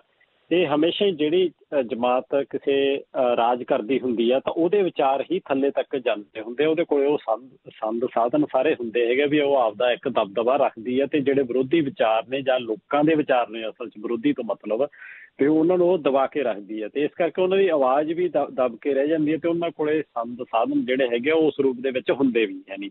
ਜਿਵੇਂ ਆਪਾਂ ਦੇਖਦੇ ਹੈਗੇ ਵੀ ਜਿਹੜੇ ਇਹ ਜੇ ਰਾਜ ਕਰਦੀਆਂ ਜਮਾਤਾਂ ਦੇ ਜਾਂ ਲੋਕਾਂ ਨੂੰ ਲੁੱਟਣ ਵਾਲੇ ਲੋਕਾਂ ਦੇ ਜਿਹੜੇ ਕਲਾਕਾਰ ਹੁੰਦੇ ਆ, ਇਹਨਾਂ ਨੂੰ ਬੜੀਆਂ ਸਹੂਲਤਾਂ ਹੁੰਦੀਆਂ ਨੇ, ਬੜਾ ਇਹਨਾਂ ਨੂੰ ਪ੍ਰਮੋਟ ਕੀਤਾ ਜਾਂਦਾ। ਇਹਨਾਂ ਦੇ ਕਨੈਕਸ਼ਨ ਵੀ ਤਾਂ ਤੱਕ ਹੁੰਦੇ ਆ, ਜਿਵੇਂ ਆਪਾਂ ਪਿਛਲੇ ਸਮੇਂ ਦੇ ਵਿੱਚ ਚੋਣਾਂ ਦੇ ਵਿੱਚ ਦੇਖੇ ਵੀ ਹੈਗੇ ਆ। ਤਾਂ ਉਹ ਸਾਰਾ ਇਹ ਇਹਨਾਂ ਲਈ ਖਤਰਾ ਵੀ ਨਹੀਂ ਹੁੰਦਾ ਜਾਂਦੀ ਇਹੋ ਜਿਹਾ ਕਲਚਰ। ਤਾਂ ਇਸ ਕਰਕੇ ਇਹਨਾਂ ਨੂੰ ਪ੍ਰਮੋਟ ਵੀ ਵੱਡੀ ਪੱਧਰ ਤੇ ਕਰਦੇ ਹੈਗੇ ਆ। ਤੇ ਲੋਕਾਂ ਦੇ ਕਲਾਕਾਰਾਂ ਦੇ ਉੱਤੇ ਤਾਂ ਈਵਨ ਵੀਜ਼ਿਆਂ ਤੱਕ ਦੀ ਵੀ ਇਹ ਹੁੰਦੀ ਹੈਗੀ ਆ। ਤਾਂ ਬਹੁਤ ਸਾਰੇ ਉਹਨਾਂ ਨੂੰ ਕੇਸਾਂ ਦੇ ਵਿੱਚ ਉਲਝਾ ਕੇ ਰੱਖਦੇ ਹੈਗੇ ਜਾਂ ਉਹਨਾਂ ਨੂੰ ਉਵੇਂ ਪ੍ਰਮੋਟ ਨਹੀਂ ਹੋਣ ਦਿੰਦੇ ਹੈਗੇ, ਕਤਲੇਆਮ ਕਰਦੇ ਹੈਗੇ ਆ। ਆਪਾਂ ਚਾਹੇ ਬਰਤੌਲਤ ਬਰੈਕਟ ਦੀ ਗੱਲ ਕਰ ਲਈਏ, ਜਾਂਦੀ ਕਿੰਨੇ ਲੋਕ ਨੇ, ਚਾਹੇ ਉਹ ਮਤਲਬ ਲੋਰਕਾ ਸੀ, ਤਾਂ ਬਹੁਤ ਸਾਰੇ ਜਿਹੜੇ ਲੋਕਾਂ ਦੇ ਕਵੀ ਨੇ, ਚਾਹੇ ਵਿਕਟਰ, ਚਾਹੇ ਪਾਵਲੋ ਨਰੂਦਾ ਸੀ ਤਾਂ ਉਹਦਾ ਕਤਲ ਕੀਤਾ ਗਿਆ। ਪਾਸ਼ ਦਾ ਤੁਹਾਡੇ ਸਾਹਮਣੇ ਹੈਗਾ, ਤਾਂ ਸੰਤਰਾਮ ਉਦਾਸੀ ਦਾ ਹੈਗਾ। ਜਾਂ ਕਿੰਨਾ ਹੀ ਆਪਾਂ ਦੇਖਦੇ ਹੈਗੇ ਵੀ ਜਿਹੜੇ ਲੋਕਾਂ ਦੇ ਕਲਾਕਾਰ ਨੇ ਉਹ ਕਮਰਸ਼ੀਅਲੀ ਨਹੀਂ ਲੈਂਦੇ ਹੈਗੇ ਚੀਜ਼ਾਂ ਨੂੰ। ਉਹ ਲੋਕਾਂ ਦੀ ਬਾਤ ਆਪਦੀ ਜ਼ਿੰਦਗੀ ਦਾਅ ਤੇ ਲਾ ਕੇ ਕਰਦੇ ਹੈਗੇ ਆ ਤੇ ਉਹ ਆਪਦੀ ਜ਼ਿੰਦਗੀ ਬਚਾਉਂਦੇ ਨਹੀਂ। ਉਹ ਇਹ ਨਹੀਂ ਕਹਿੰਦੇ, ਜੇ ਉਹ AK-47 ਚੱਕਦੇ ਆ ਤਾਂ ਉਹਨੂੰ ਬਾਅਦ 'ਚ ਟੋਏ ਗਨ ਨਹੀਂ ਕਹਿੰਦੇ। ਤਾਂ ਬਹੁਤ ਸਾਰੀਆਂ ਇਹੋ ਜਿਹੀਆਂ ਚੀਜ਼ਾਂ ਹੈਗੀਆਂ ਨੇ, ਜੇ ਉਹ ਇਸ ਗੱਲ ਤੇ ਖੜਦੇ ਆ ਤਾਂ ਉਹਦੇ ਤੇ ਆਪਦੀ ਜਾਨ ਦੀ ਆਹੂਤੀ ਦੇ ਕੇ ਉਹ ਇੱਕ ਉਦਾਹਰਨ ਸਿਰਜਦੇ ਹੈਗੇ। ਇਹ ਨਹੀਂ ਕਰ ਸਕਦੇ ਜਿੰਨੇ ਇਹ ਸਾਰੇ ਗੀਤਾਂ ਦੇ ਵਿੱਚ ਫੋਕੇ ਦਾਅਵੇ ਕਰਨ ਵਾਲੇ ਆ, ਇਹ ਨਹੀਂ ਕਰ ਸਕਦੇ। ਇਸ ਤੇ ਇਹ ਲੋਕਾਂ ਦੇ ਦੁਸ਼ਮਣਾਂ ਦੇ ਖਿਲਾਫ ਨਹੀਂ ਖੜ ਸਕਦੇ, ਇਹਨਾਂ ਦੇ ਵਿੱਚ ਹਿੰਮਤ ਨਹੀਂ ਹੈ। ਇਹ ਜਾਲੀ ਨਾਇਕ ਨੇ ਲੋਕਾਂ ਦੇ। ਇਸ ਕਰਕੇ ਨਹੀਂ ਇਹ ਕਦੇ ਤੁਸੀਂ ਸ਼ਹੀਦ ਭਗਤ ਸਿੰਘ ਨੂੰ ਇਹ ਕਿਹਾ ਸੁਣਿਆ, ਕਹਿੰਦੇ ਨੂੰ ਸੁਣਿਆ, ਤੇਰੇ 21 ਸਾਲਾਂ ਦੇ ਜੱਟ ਨੂੰ ਬਾਈ ਬਾਈ ਕਹਿੰਦੀ ਦੁਨੀਆ, ਹੈ ਨਾ। ਕਦੇ ਚੇ ਗੁਵਾਰਾ ਨੂੰ ਤੁਸੀਂ ਇਹ ਕਹਿੰਦੇ ਸੁਣਿਆ ਵੀ ਹਾਂ ਹੈਗੇ ਆ ਤੇ ਕਦੇ ਤੁਸੀਂ ਜਿਹੜੇ ਵਿਕਟਰ ਜਾਰਾ ਹੈਗਾ ਉਹਨੂੰ ਇਹ ਕਹਿੰਦੇ ਸੁਣਿਆ ਵੀ ਅਸੀਂ ਆਹ ਕਰ ਦਾਂਗੇ, ਅਸੀਂ ਉਹ ਕਰ ਦਾਂਗੇ। ਕਦੇ ਦਾਅਵੇ ਕਰਨੇ ਪਾਵਲੋ ਨਰੂਦਾ ਨੂੰ ਕਦੇ ਦਾਅਵੇ ਨਹੀਂ ਕੀਤੇ, ਫੋਕੇ ਦਾਅਵੇ ਨਹੀਂ ਕੀਤੇ। ਸੀ ਤਾਂ ਸੀ, ਉਹਦੇ ਤੇ ਖੜੇ ਅਡਿੱਗ, ਖੜੇ ਅਡੋਲ ਖੜੇ ਰਹੇ। ਮਨਦੀਪ ਟਾਈਮ ਘੱਟ ਜਾਣਾ ਆਪਣੇ ਕੋਲ, ਤੇ ਆਪਾਂ ਫਿਰ ਉਹ ਦੱਸੀਏ ਕਿ ਬਾਅਦ ਵਿੱਚ ਕੀ ਹੋਇਆ ਇਸ ਹਾਂਜੀ, ਮਾਮਲੇ 'ਚ। ਉਹ ਇਹ ਸੀ ਉਹਦੀ ਬਾਅਦ ਦੇ ਵਿੱਚ ਜਦੋਂ 44 ਗੋਲੀਆਂ ਉਹਦੇ ਮਾਰ ਕੇ ਉਹਨੂੰ ਸ਼ਹੀਦ ਕੀਤਾ ਗਿਆ ਵਿਕਟਰ ਜਾਰਾ ਨੂੰ ਉਸ ਚੀਲੇ ਦੇ ਸਟੇਡੀਅਮ ਦੇ ਵਿੱਚ, ਤਾਂ ਉਹਦੀ ਲਾਸ਼ ਨੂੰ ਦਰਵਾਜ਼ੇ ਦੇ ਉੱਤੇ, ਉਸ ਸਟੇਡੀਅਮ ਦੇ ਦਰਵਾਜ਼ੇ ਦੇ ਉੱਤੇ ਟੰਗ ਦਿੱਤਾ ਸੀ, ਜਿੱਥੇ ਉਦੋਂ ਬਾਅਦ ਲਗਾਤਾਰ, ਕਿਉਂਕਿ 1973 ਤੋਂ ਲਗਾਤਾਰ ਉਹਦੇ ਉੱਤੇ ਲੋਕਾਂ ਨੇ ਇੱਕ ਕੰਪੇਨ ਚਲਾਈ, ਉਹਦੀ ਪਤਨੀ ਜੌਨ ਜਾਰਾ ਨੇ ਵੀ ਚਲਾਈ ਵੀ ਇਹਨੂੰ ਇਨਸਾਫ ਮਿਲਣਾ ਚਾਹੀਦਾ, ਇਹਦਾ ਗੈਰ ਮਨੁੱਖੀ ਤਰੀਕੇ ਦੇ ਨਾਲ ਕਤਲ ਕੀਤਾ ਗਿਆ। ਜਦੋਂ ਕੋਈ ਜੰਗ ਲੱਗਦੀ ਹੈ ਜਾਂ ਕੋਈ ਰਾਜ ਪਾਟਾ ਹੁੰਦਾ ਤਾਂ ਉਹਦੇ ਵੀ ਇੱਕ ਕਾਨੂੰਨ ਵਿਧੀ ਵਿਧਾਨ ਹੁੰਦੇ ਹੈਗੇ ਆ, ਤਾਂ ਉਹਦੇ ਤੋਂ ਪਾਸੇ ਜਾ ਕੇ ਤਾਂ ਇੱਕ ਸਿਆਸੀ ਕੈਦੀ ਨੂੰ ਕਤਲ ਕਰ ਦੇਣਾ, ਤੇ ਉਹ ਵੀ ਇੱਕ ਨਾਮ ਬਾਰੇ ਮਤਲਬ ਗੀਤਕਾਰ ਨੂੰ, ਤਾਂ ਇਹਦੇ ਪਿੱਛੇ ਬਹੁਤ ਲੰਬਾ ਸਮਾਂ। ਲਾਸ਼ ਨੂੰ ਜਦੋਂ ਏਦਾਂ ਆਪਾਂ ਲਮਕਾ ਕੇ ਨੁਮਾਇਸ਼ ਲਈ ਲਾਉਂਦੇ ਆ, ਉਹ ਤਾਂ ਲਾਸ਼ ਦੀ ਬੇਹੁਰਮਤੀ ਵੀ ਆ। ਇੱਥੇ ਵੀ ਜੇ ਆਪਾਂ ਆਮ ਕਤਲ ਦਾ ਪਰਚਾ ਹੋ ਜੇ, ਉਹ ਤੋਂ ਬਾਅਦ ਜੇ ਲਾਸ਼ ਨਾਲ ਛੇੜਖਾਨੀ ਕਰਦੇ, ਉਹਦੀ ਕਤਲ ਤੋਂ ਅਲੱਗਾ ਧਾਰਾ ਲੱਗਦੀ ਆ, ਤੇ ਇੱਥੇ ਵੀ ਲੱਗਣੀ ਚਾਹੀਦੀ ਸੀਗੀ। ਉਹਦੇ ਵਿੱਚ ਬਿਲਕੁਲ, ਕਿਉਂਕਿ ਉਹ ਅਣਮਨੁੱਖੀ ਤਰੀਕੇ ਦੇ ਨਾਲ ਕਤਲ ਕਰਕੇ ਦਹਿਸ਼ਤ ਪੈਦਾ ਕਰਨ ਦੇ ਇਹੀ ਨਹੀਂ, ਬਾਅਦ ਦੇ ਵਿੱਚ ਉੱਥੇ ਜਿਹੜੇ ਜਿੰਨੇ ਸਾਹਿਤਕਾਰ ਸੀ ਉਹਨਾਂ ਨੂੰ ਵੱਡੀ ਪੱਧਰ ਦੇ ਉੱਤੇ ਜੇਲ੍ਹਾਂ ਦੇ ਵਿੱਚ ਸੁੱਟਿਆ ਗਿਆ, ਕਤਲ ਕੀਤਾ ਗਿਆ ਭੇਦ ਭਰੀ ਹਾਲਤ ਦੇ ਵਿੱਚ। ਉਹਨਾਂ ਦੀ ਉੱਗ ਸੁੱਗੀ ਨਹੀਂ ਬਾਅਦ ਦੇ ਵਿੱਚ ਮਿਲੀ। ਇਹ ਪੂਰਾ ਇੱਕ ਦੌਰ ਚਲਾਇਆ ਜਿਹੜਾ ਗੈਰ ਮਨੁੱਖੀ ਸੀਗਾ, ਤੇ ਉਹਦੇ ਵਿੱਚ ਜਦ ਤੁਸੀਂ ਕਮਾਲ ਦੀ ਗੱਲ ਇਹ ਹੈ ਇਸ ਸਿਸਟਮ ਦੀ ਵੀ ਉਹਨੂੰ ਕਤਲ ਕਰਨ ਵਾਲਾ ਕਮਾਂਡਰ ਤੇ ਉਹ ਕਤਲ ਕਰਨ ਵਾਲਾ ਵਿਅਕਤੀ, ਉਹ 40 ਸਾਲ ਅਮਰੀਕਾ ਦੇ ਵਿੱਚ ਫਲੋਰੀਡਾ ਦੇ ਵਿੱਚ ਰਹਿ ਕੇ ਆਪਦੀ ਜ਼ਿੰਦਗੀ ਸ਼ਾਨੋ ਸ਼ੌਕਤ ਨਾਲ ਜਿਉਂਦੇ ਰਹੇ, ਤੇ 40 ਸਾਲ ਲੱਗ ਗਏ ਇਸ ਇਨਸਾਫ ਨੂੰ। ਇਹਨੂੰ ਗ੍ਰੇਟ ਅਨਸੋਲਵਡ ਮਰਡਰ ਕਿਹਾ ਜਾਂਦਾ ਇਤਿਹਾਸ ਦੇ ਵਿੱਚ।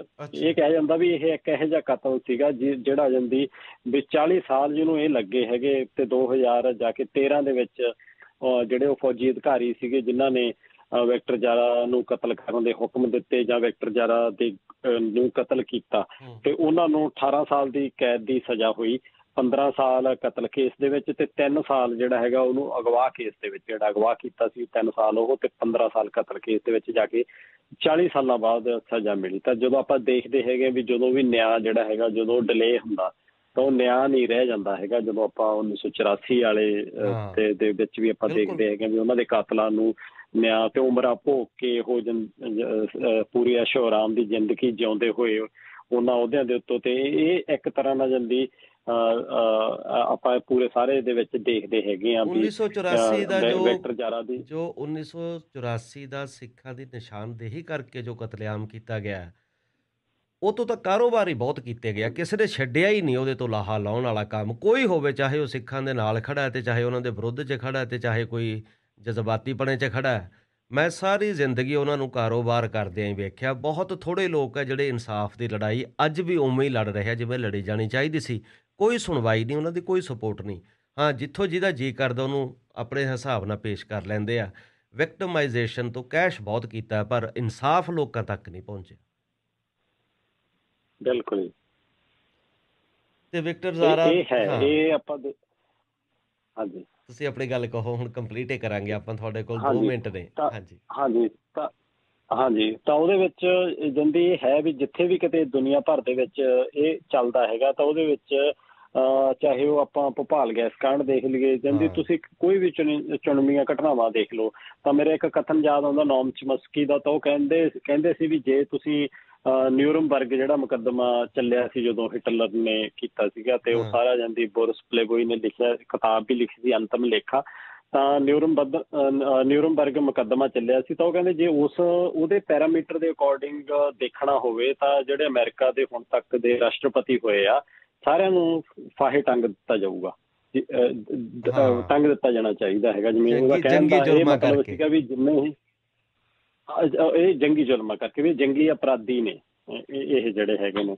ਤਾਂ ਇਸ ਤਰ੍ਹਾਂ ਆਪਾਂ ਦੁਨੀਆ ਭਰ 'ਚ ਦੇਖਦੇ ਜਦੋਂ ਤਾਂ ਲੋਕਾਂ ਦੇ ਉੱਤੇ ਇਹੋ ਜਿਹਾ ਅਤਿਆਚਾਰ ਹੁੰਦਾ ਜਾਂ ਉਹਨਾਂ ਨੂੰ ਧੱਕੇਸ਼ਾਹੀ ਹੁੰਦੀ ਹੈ, ਕਤਲੇਆਮ ਹੁੰਦਾ, ਤਾਂ ਉਹਦੇ ਇਨਸਾਫ ਦੇ ਵਿੱਚੋਂ ਜਿੱਦੀ ਬੁੱਢੇ ਹੋ ਜਾਂਦੇ ਆ ਜਾਂ ਬਿਰਖ ਹੋ ਜਾਂਦੇ ਆ, ਸੁਰਜੀਤ ਪਾਤਰ ਦੇ ਸ਼ਬਦਾਂ 'ਚ ਕਹਿਣਾ ਹੁੰਦਾ ਹੋਵੇ ਤਾਂ ਬੰਦੇ ਬਿਰਖ ਹੋ ਜਾਂਦੇ ਆ, ਤਾਂ ਨਿਆਂ ਨਹੀਂ ਮਿਲਦਾ ਹੈਗਾ। ਤੇ ਇਹੋ ਜਿਹਾ ਨਿਆਂ ਫਿਰ ਉਹ ਨਿਆਂ ਵੀ ਨਹੀਂ ਰਹਿੰਦਾ ਹੈਗਾ ਵੀ ਕਿਸੇ ਇੱਕ ਨਿਰਦੋਸ਼ ਲੋਕਾਂ ਦੇ ਕਲਾਕਾਰ ਨੂੰ, ਹਰਮਨ ਪਿਆਰੇ ਕਲਾਕਾਰ ਨੂੰ ਤੁਸੀਂ ਕਤਲ ਕਰ ਦਿੰਦੇ ਹੈਗੇ ਹੋ, ਤੇ ਉਹ ਵੀ ਅਣਮਨੁੱਖੀ ਤਰੀਕੇ ਦੇ ਨਾਲ ਕਤਲ ਕਰ ਦਿੰਦੇ ਹੈਗੇ ਹੋ, ਤੇ ਉਹ ਫਿਰ ਤੁਸੀਂ ਆਪਦੀ ਜ਼ਿੰਦਗੀ ਐਸ਼ੋ ਆਰਾਮ ਦੇ ਨਾਲ ਕੱਢਦੇ ਹੈਗੇ ਹੋ। ਤੇ ਜਦਕਿ ਉਹਦੀ ਪਤਨੀ ਜੌਨ ਜਾਰਾ ਤੇ ਉੱਥੇ ਸੰਤਿਆਗੋ ਦੇ ਵਿੱਚ ਬਸਤੀਆਂ ਦੇ ਵਿੱਚ ਬੱਚਿਆਂ ਨੂੰ ਪੜ੍ਹਾਉਣ ਦਾ ਆਪਦਾ ਫਾਊਂਡੇਸ਼ਨ ਚਲਾ ਕੇ ਉਹਦੇ ਹਜੇ ਵੀ ਵਿਕਟਰ ਜਾਰਾ ਦੇ ਉਦੇਸ਼ ਨੂੰ ਅੱਗੇ ਲੈ ਕੇ ਜਾਣ ਦੇ ਵਿੱਚ ਉਹਦਾ ਪ੍ਰਚਾਰ ਪ੍ਰਸਾਰ ਨਾਟਕਾਂ ਰਾਹੀਂ, ਗੀਤਾਂ ਰਾਹੀਂ ਉਹ ਕਰ ਰਹੀ ਹੈ। ਤਾਂ ਮੈਂ ਇਸ ਕਿਤਾਬ ਦੇ ਵਿੱਚ ਵੀ ਉਹਦਾ ਇੱਕ ਆਰਟੀਕਲ ਹੈਗਾ ਤੇ ਜਿਹੜਾ ਅਨੁਵਾਦ ਕੀਤਾ ਹੈਗਾ ਜੌਨ ਜਾਰਾ ਦਾ। ਤਾਂ ਮਤਲਬ ਇਹ ਚੀਜ਼ਾਂ ਨੇ ਜਿਹੜੇ ਲੋਕਾਂ ਲਈ, ਲੋਕਾਂ ਦੇ ਕਲਾਕਾਰ ਹੁੰਦੇ ਆ, ਉਹ ਹਰਜਾਨਾ ਭੁਗਤਦੇ ਹੈਗੇ ਇਸ ਰੂਪ ਦੇ ਵਿੱਚ। ਜਿਹੜੇ ਲੋਕਾਂ ਦੇ ਨਹੀਂ ਹੁੰਦੇ ਤੇ ਉਹ ਫਿਰ ਹਾਕਮ ਜਮਾਤਾਂ ਦੇ ਜਾਂ ਰਾਜ ਕਰਨ ਵਾਲੀਆਂ ਜਮਾਤਾਂ ਦੇ ਜਾਂ ਲੋਕਾਂ ਨੂੰ ਨਪੀੜ ਕੇ ਰੱਖ। ਹੁਣ ਤੁਸੀਂ ਦੇਖ ਲਓ, ਜੰਗ ਦਾ ਮਾਹੌਲ ਆ, ਪੂਰੀ ਦੁਨੀਆ ਮਹਿੰਗਾਈ ਦੇ ਦੌਰ ਦੇ ਵਿੱਚੋਂ ਲੰਘ ਰਹੀ ਹੈਗੀ ਆ, ਤਾਂ ਬਹੁਤ ਕੁਛ ਹੋ ਰਿਹਾ, ਬਹੁਤ ਕੁਛ ਸਮਾਜ ਦੇ ਵਿੱਚ ਵਾਪਰ ਰਿਹਾ, ਉਹਦੀ ਵਿਆਖਿਆ ਬਹੁਤ ਲੰਬੀ ਆ। ਪਰ ਤੁਸੀਂ ਪੰਜਾਬੀ ਫਿਲਮਾਂ ਦੇਖ ਲਓ, ਪੰਜਾਬੀ ਦੇ ਕਲਾਕਾਰ ਦੇਖ ਲਓ, ਕਿੱਥੇ ਉਹਨਾਂ ਦੇ ਭਾਣੇ ਜੰਗ ਜਿਹੜਾ ਜੱਗ ਆ ਉਹ ਬਹੁਤ ਸੁਖੀ ਵਸਦਾ ਹੈਗਾ ਤੇ ਕੋਈ ਗੱਲ ਹੀ ਨਹੀਂ ਹੈ। ਤਾਂ ਇਹ ਚੀਜ਼ਾਂ ਜਿਹੜੀਆਂ ਹੈਗੀਆਂ ਨੇ, ਇਹ ਨਵੀਂ ਪੀੜ੍ਹੀ ਨੂੰ ਇਹ ਦੇਖਣਾ ਚਾਹੀਦਾ ਹੈਗਾ, ਇਹ ਪਹਿਚਾਨਣ ਦੀ ਲੋੜ ਹੈਗੀ ਹੈ ਵੀ ਉਹਨਾਂ ਦੇ ਜਿਹੜੇ ਅਸਲ ਹੀਰੋ ਨੇ ਉਹ ਕੌਣ ਨੇ। ਕੀ ਇਹ ਜਾਲੀ ਨਾਇਕਤਾ ਜਿਹੜਾ ਕਲਟ ਇੱਕ ਉਸਾਰਿਆ ਹੋਇਆ ਇਹ ਨੇ, ਜਾਂ ਉਹ ਨੇ ਜੋ ਸਾਡੇ ਲਈ ਆਪਾਂ ਕੁਰਬਾਨ ਕਰ ਗਏ। ਸਾਨੂੰ ਕੀ ਤੁਸੀਂ ਇੱਕ ਸਰਵੇ ਕਰਕੇ ਦੇਖ ਲਓ ਵੀ ਕਿੰਨੇ ਕੁ ਪੰਜਾਬੀ ਦੇ ਪਾਠਕ ਜਾਂ ਪੰਜਾਬੀ ਭਾਸ਼ਾ ਨੂੰ ਬੋਲਣ ਵਾਲੇ ਲੋਕ ਵਿਕਟਰ ਜਾਰਾ ਬਾਰੇ ਜਾਣਦੇ ਹੋਣ। ਤਾਂ ਮੇਰਾ ਮਤਲਬ ਇਹ ਨਹੀਂ ਹੈ ਵੀ ਨੈਗੇਟਿਵਲੀ ਮੈਂ ਉਹਨੂੰ ਲੈ ਰਿਹਾ, ਮੈਂ ਇਸ ਰੂਪ ਦੇ ਵਿੱਚ ਲੈ ਰਿਹਾ ਵੀ ਸਾਨੂੰ ਜਿਹੜੇ ਦੁਨੀਆ ਭਰ ਦੇ ਵਿੱਚ ਲੋਕਾਂ ਲਈ ਲੜਨ ਮਰਨ ਵਾਲੇ, ਜਿਵੇਂ ਦੁਨੀਆ ਦੇ ਲੋਕ ਹੋਰ ਹਿੱਸਿਆਂ ਦੇ ਲੋਕ ਭਗਤ ਸਿੰਘ ਬਾਰੇ ਜਾਣਦੇ ਹੈਗੇ ਆ, ਤਾਂ ਇਹ ਆਦਾਨ ਪ੍ਰਦਾਨ ਵੀ ਹੋਣਾ ਚਾਹੀਦਾ। ਸਾਡਾ ਆਦਾਨ ਪ੍ਰਦਾਨ ਵੀ ਇਸ ਰੂਪ ਦੇ ਵਿੱਚ ਹੋਣਾ ਚਾਹੀਦਾ ਵੀ ਸਾਡੇ ਜਿਹੜੇ ਕੌਮੀ ਸ਼ਹੀਦ ਹੋਏ ਆ ਜਾਂ ਸਾਡੇ ਜਿਹੜੇ ਹੀਰੋ ਆ ਉਹਨਾਂ ਨੂੰ ਲੋਕ ਜਾਣਨ। ਤਾਂ ਇਸ ਕਿਤਾਬ ਦਾ ਜਿਹੜਾ ਅਨੁਵਾਦ ਦਾ ਮਕਸਦ ਵੀ ਇਹ ਆ ਵੀ ਪੰਜਾਬੀ ਦੇ ਲੋਕ ਜਾਣ ਸਕਣ ਵਿਕਟਰ ਜਾਰਾ ਕੌਣ ਸੀ। ਬਹੁਤ ਮਿਹਰਬਾਨੀ ਮਨਦੀਪ, ਬਹੁਤ ਬਹੁਤ ਮਿਹਰਬਾਨੀ। ਧੰਨਵਾਦ ਜੀ ਤੁਹਾਡਾ, ਬਹੁਤ ਬਹੁਤ ਸ਼ੁਕਰੀਆ।